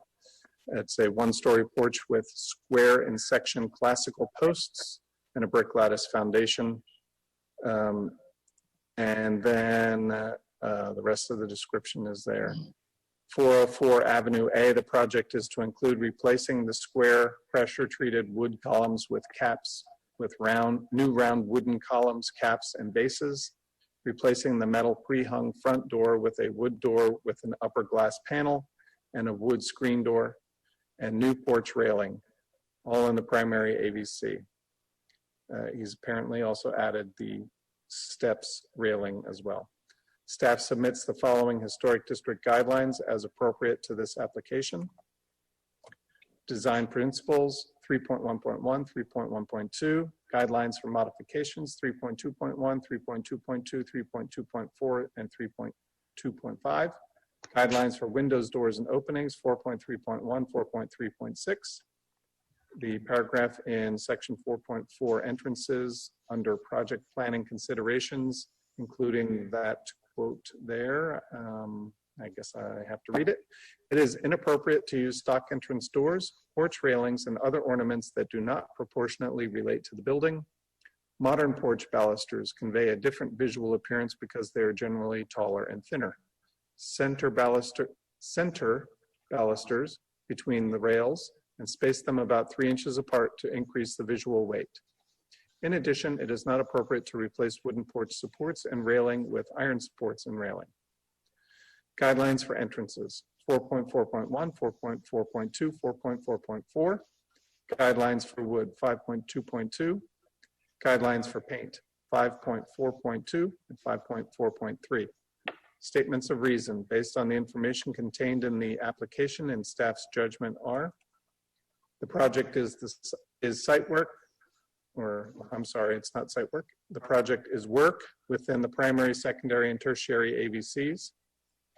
The proposed design components and materials meet the requirements of the guidelines. The zoning administrator and the chief building official have reviewed this project and commented accordingly. The project is not incongruous with the guidelines. Staff recommends the commission approve this application to include replacing the square pressure-treated wood columns and caps with new round wooden columns, caps, and bases, replacing the metal pre-hung front door with a wood door with an upper glass panel and a wood screen door, and new porch railing, all in the primary AVC, citing the aforementioned guidelines. You'll have to, you'll have to decide if you want to include the metal iron pipe step railing. So can we include that here, or do we need to add that as a condition to our vote? Well, when you make the motion, we can typically we've just been saying yes, use that, what I've just read, but tonight maybe we need to reread this when we do the motion, whether or not you want to include the step hand railing or not. Okay. Because otherwise no one will really know. Perhaps I could suggest that we accept this additional information as part of the application. accept it as part. Correct, as additional information that was brought for our consideration. And in my opinion, it doesn't change the nature of the request. So it's still a complete application. So it needs to be added here to the motion. Well, it can be, but at least it's a whole package. So the motion would also cover that railing element unless the commissioner had an exception to take it in. Okay. All right. There is no evidence of testimony from any states, city, or government body. Sir, do you have any final comments? So, members of the commission, do you have questions? Do you have comments that you'd like to make at this time?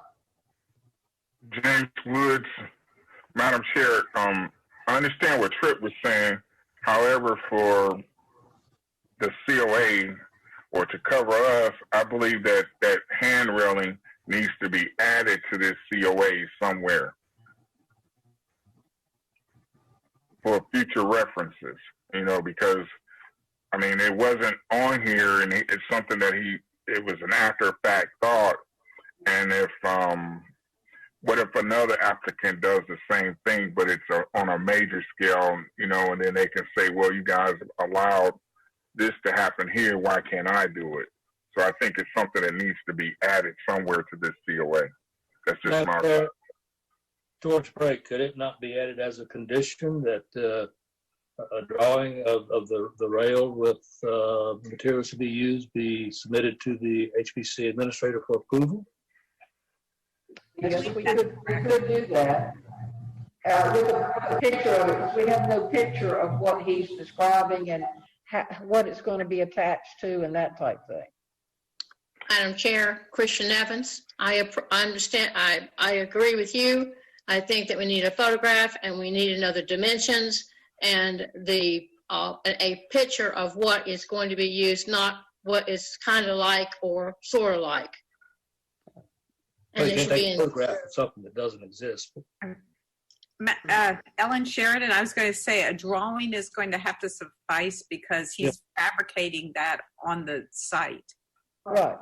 So a drawing would do for him to present to you. And it then needs to become part of the application. But that, Madam Chair, Joe Klotz, but for me, that's the problem, is that currently that drawing does not exist. It's not currently part of the application.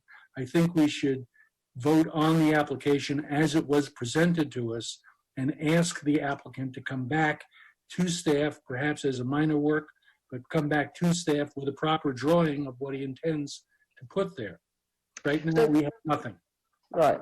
So we can attach that as a condition of the approval of the application.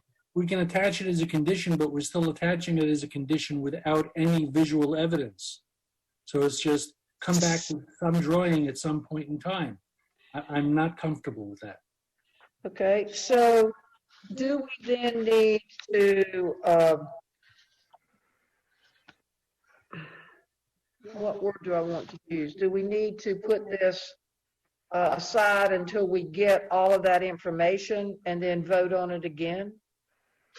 Well, Madam Chair, James Woods, I believe if we vote on the COA as it is written, we can approve it.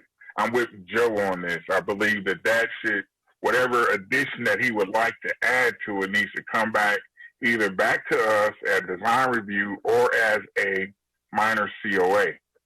Because right now we have nothing to do. Right. Just strike from the record anything that has to do with the stair handrail and focus on what was submitted originally as a COA application. I don't want to be more complicated than necessary. So just strike everything that I said related to the stair handrail. Get it? Yes. So you understand if you want to do that, you will have to come back to us. I'm kind of familiar with what's involved. Yes. I don't want to drag this out for an hour. So again, strike everything I said, everything you saw related to the stair handrail. Okay, so we're just going to look at then what you have presented in terms of the COA. Are there any other questions or comments at this point in time? Let's see, Mr. Thompson, this is Trip Hewer. It appeared your original application, as I recall, was using a salvaged balustrade. Correct. And a salvaged front door. Correct. It is not a salvaged front door. Okay. I gave you a picture of what the door will look like with a horizontal panel, 2 vertical panels. I gave you a picture of the sister house that had a horizontal panel, 2 vertical panels.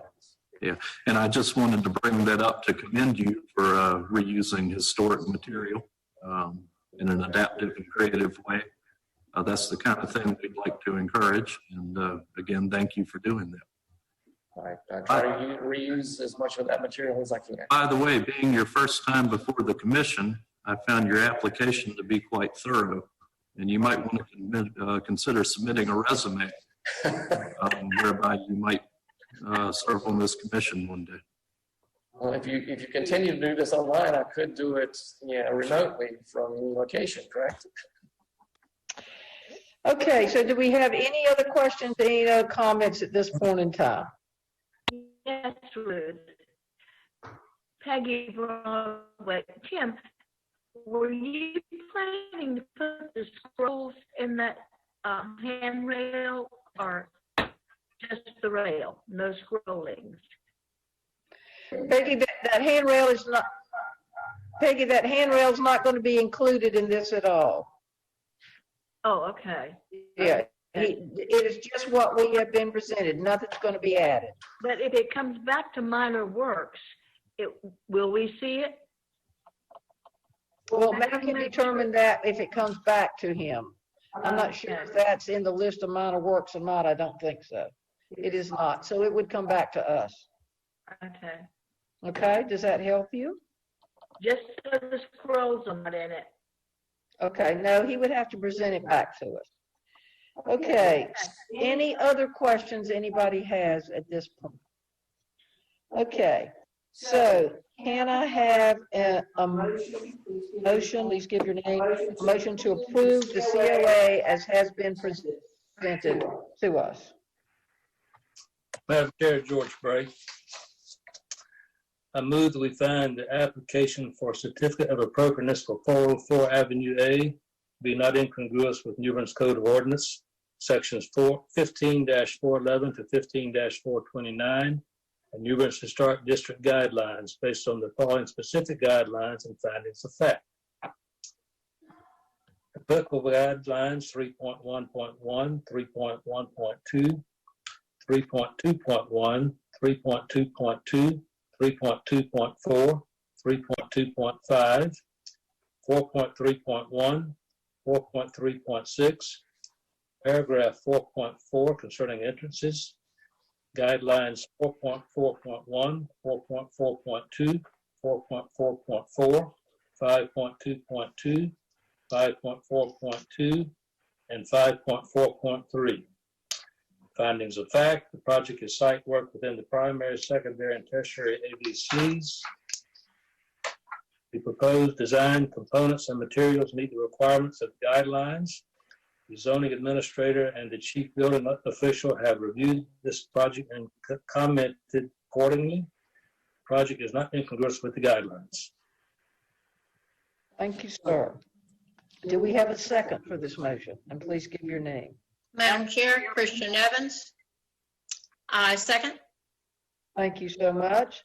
So if we move forward with a vote for this to accept this COA, could we have a roll call vote? Trip Buren. Yes. George Brake. Yes. Peggy Broadway. Yes. Ruth Cox. Yes. Christian Evans. Yes. Joseph Klotz. Yes. Ellen Sheridan. Yes. James O. Woods. Yes. All members have voted and have voted to approve the COA. So that is done. Do I have a call for a motion to issue a COA on the condition that no written comments by persons with legal standings are received within 24 hours of the approval of the application? If any such comments do arise, the vote on issuing the COA shall be continued to the next HBC meeting. Madam Chair. A name and a motion. I move that we issue the COA. Thank you. Do we have a second? James Woods, I second that motion. Thank you. So could we have a roll and a roll call for accepting or issuing this COA? Trip Buren. Yes. George Brake. Yes. Peggy Broadway. Yes. Ruth Cox. Yes. Christian Evans. Yes. Joseph Klotz. Yes. Ellen Sheridan. Yes. James O. Woods. Yes. So the vote is all in favor of this, so a COA can be issued for this application. Thank you, sir. Thank you very much. Thank you for what you're doing for this house. Okay.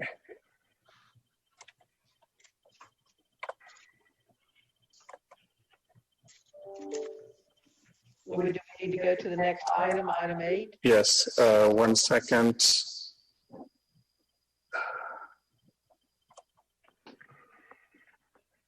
Oh. I have to return the flash drive, so let's just get rid of it.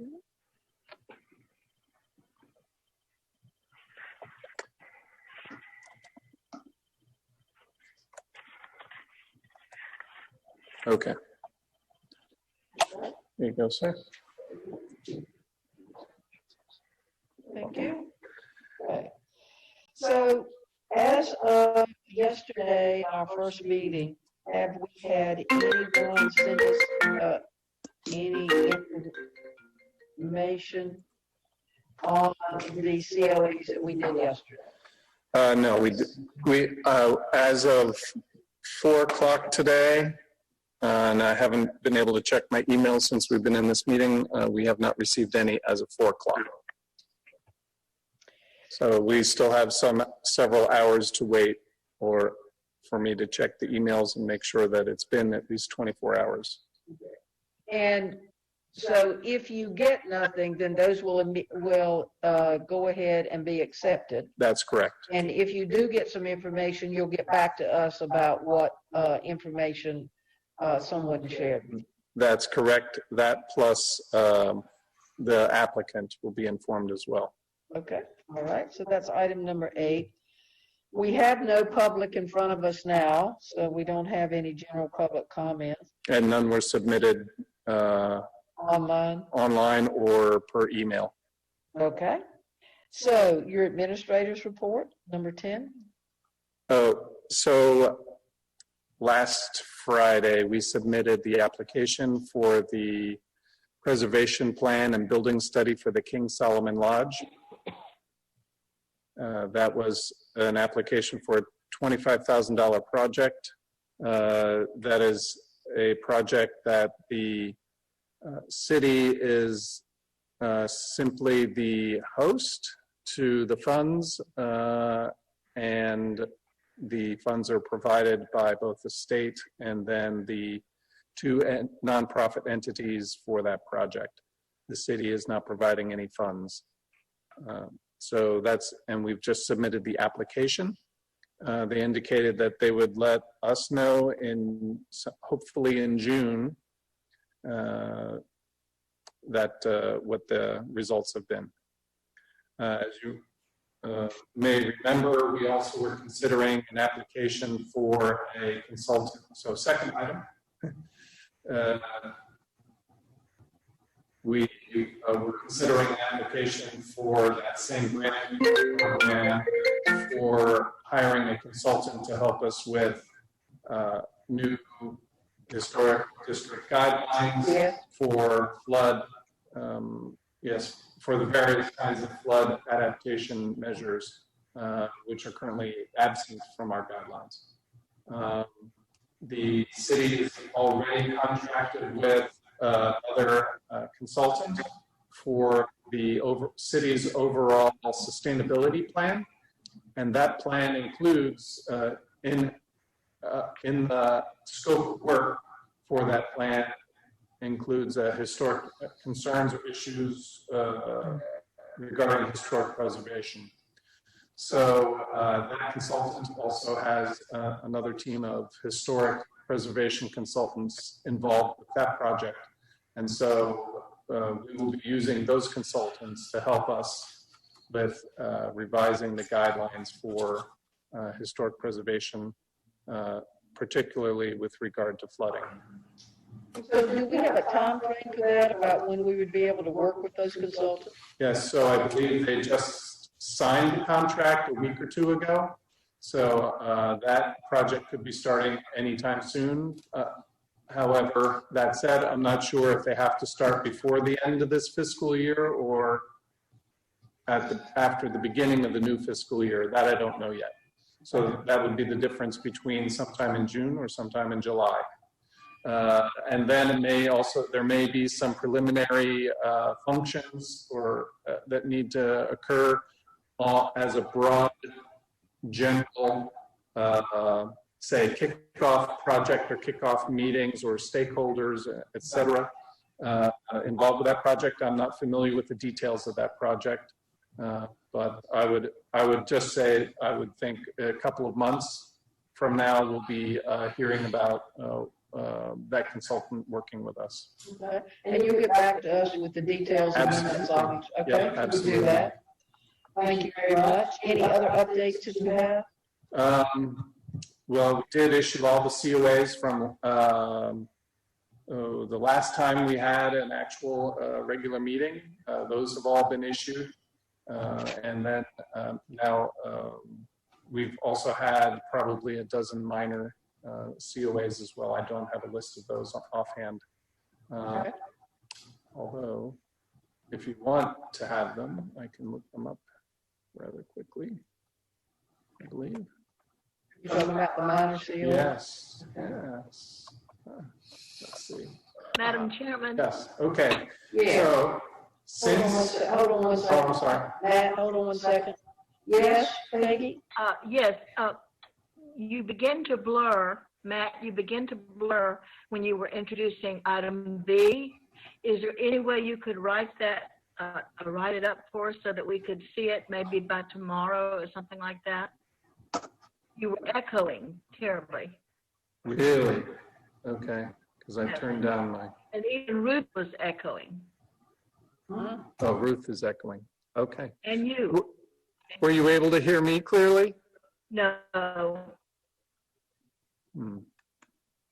That was quite a long report. It would be nice if you could just send it to us tomorrow or something like that.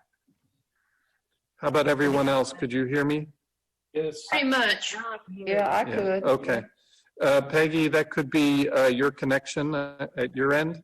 Yes, You sir. have been kind of garbly for us as well. Yeah, it Okay. could be. All right. So you actually should be able to also see this recording tomorrow from the website, from the city website.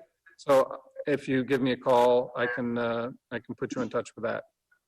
That would be great. Okay. Thank you. All right. Great. So we're looking up the minors, and I can now list them. Since our last meeting, let's say since the end of February, 511 Broad Street had a basement handrail. 218 Middle Street had some repointing of some brickwork. 615 Hancock Street had shed siding and roofing. 901B Pollock Street had an awning.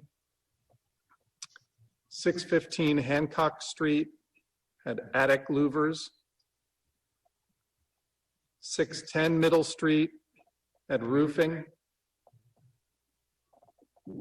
244 Middle Street had the cell antenna. Maybe you guys remember that one that you sent down as a minor.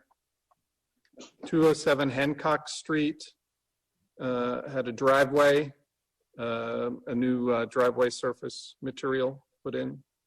246 Craven Street, they had that historic sign repainted. I don't know if you noticed there behind the, oh geez, what is that building across the street, diagonal? Dunn Building. Dunn, the Dunn Building. They repainted that historic sign that's on the brick wall there. 401 Avenue D, there's some deck, railing, and driveway, minor COA for that. 520 Metcalf Street for a rear door. 508 Metcalf Street for a driveway and a patio. 1221 North Craven Street for gutters. And that pretty much does it all the way up through the 7th of May. Okay. So number 11, demolition by neglect committee updates. Do we have a report from the committee? I can share some information. I compiled the listing of all of the properties that were on record as being on the list of demolition by neglect. And Basically, what I found is a couple of the properties have been improved so that they shouldn't be on the list anymore. The vast majority, nothing has been done and there have been no inspections. Which is why one of the things we had talked about a while back was we need to have a meeting with the city attorney, because if the ordinance allows us to send somebody a nasty letter and there's not going to be any follow through by the city, not so much by our administrator, but by the city, then it seems pretty silly to just yell at people and have nothing done. Okay. So is that something your committee can meet with the city attorney and have that conversation with him? Is that something we could do, Matt? It can be arranged, definitely. I think I can talk to the committee beforehand to make sure that that's absolutely necessary, but it sounds like there may be a slight misunderstanding. Because I'm essentially the enforcer. So I'm the one that has to do those inspections and send out those letters, etc. Yeah, Matt, but who backs you up in case, even though you do that, that's your job, right? But somebody from the city has to back you up on that. I believe that, Madam Chair, I believe that process also includes the chief building inspector. The reason that's correct. Is because there were many properties, and when I say many, I'm going to estimate 8 properties that have been on the list since 2013 that nothing has been done to. That's 7 years.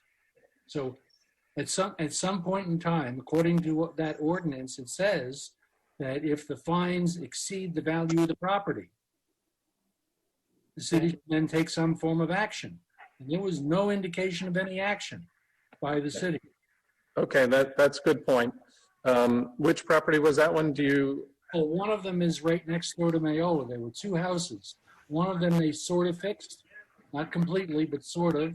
And the other one they haven't touched. Okay, both on Paula. Well, perhaps you could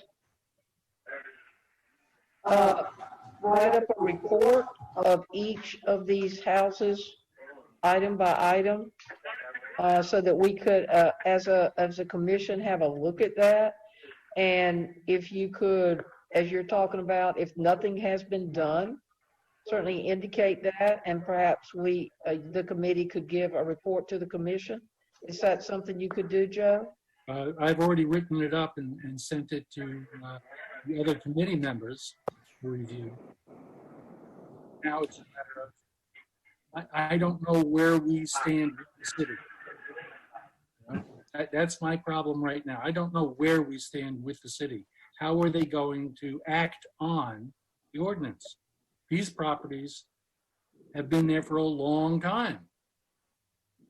Well, it's nothing that's going to get settled tonight. So if you, as head of the committee, or your committee wants to get together and meet with Matt, and because this is a long-standing problem, it's not just new to you or new to us. It's been a long-standing problem.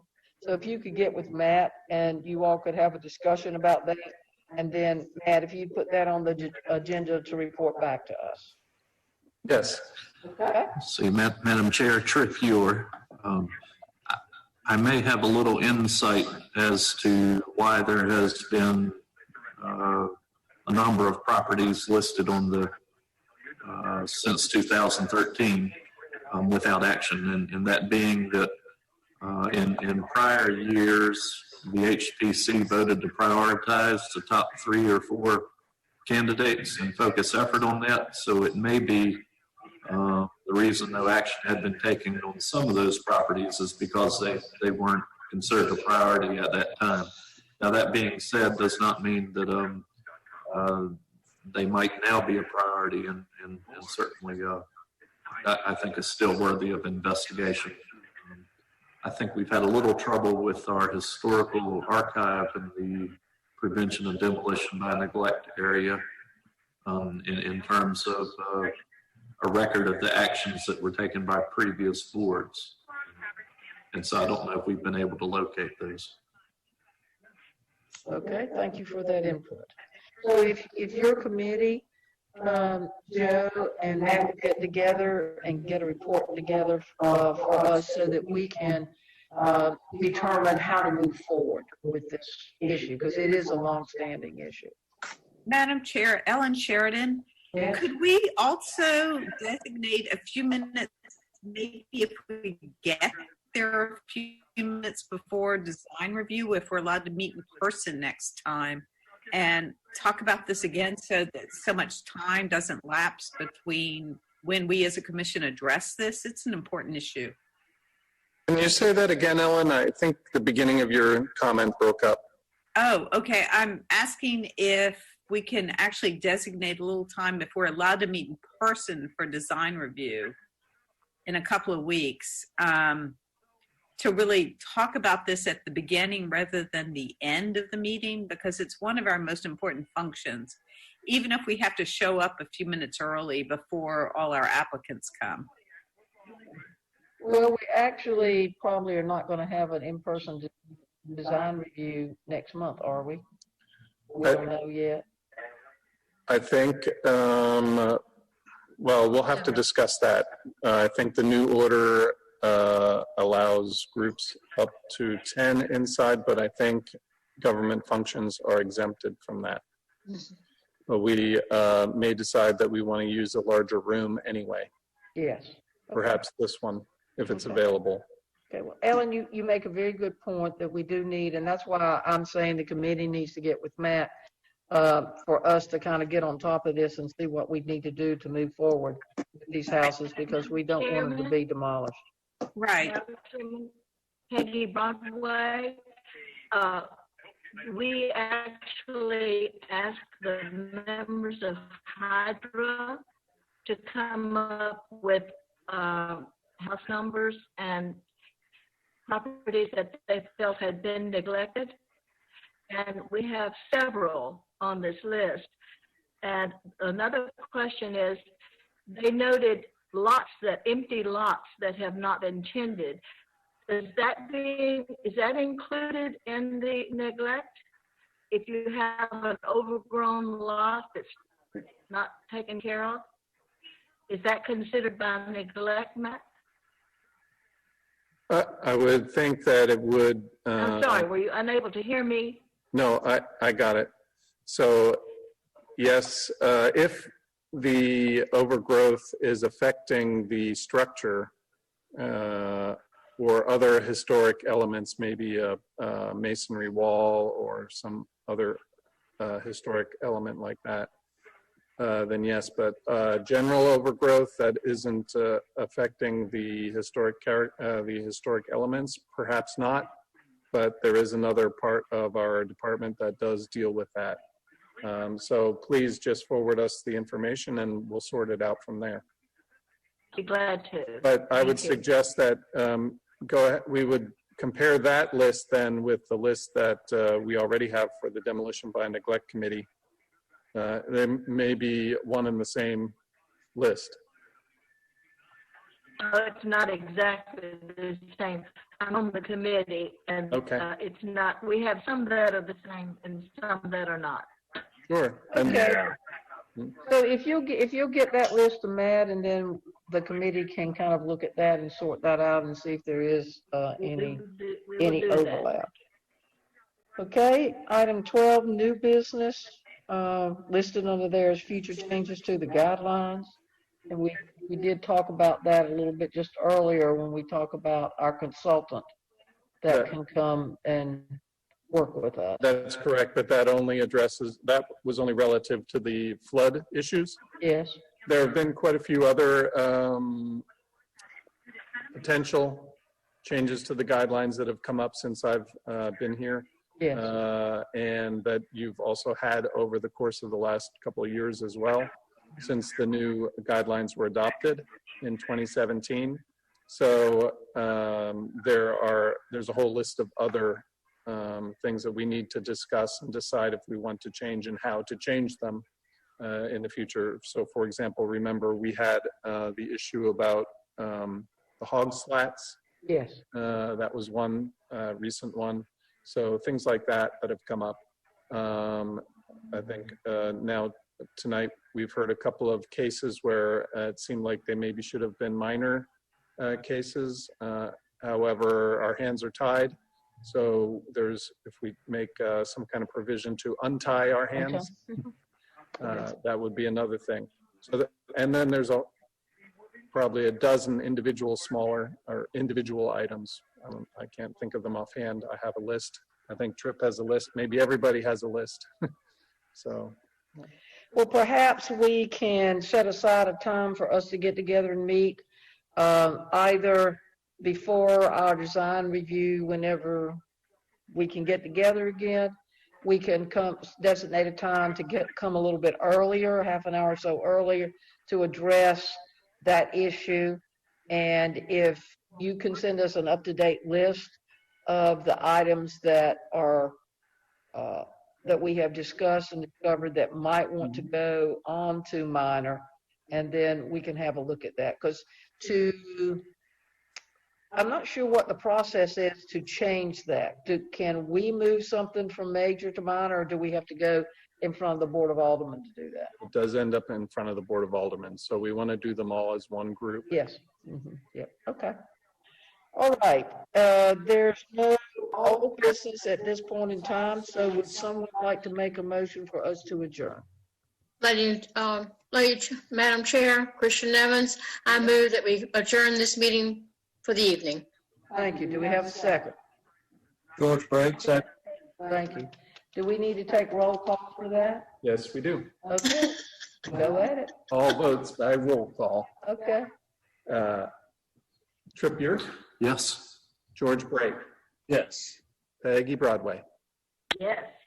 Ruth Cox, Yeah. Christian Evans, Absolutely, yes. Joseph Klotz, Yes.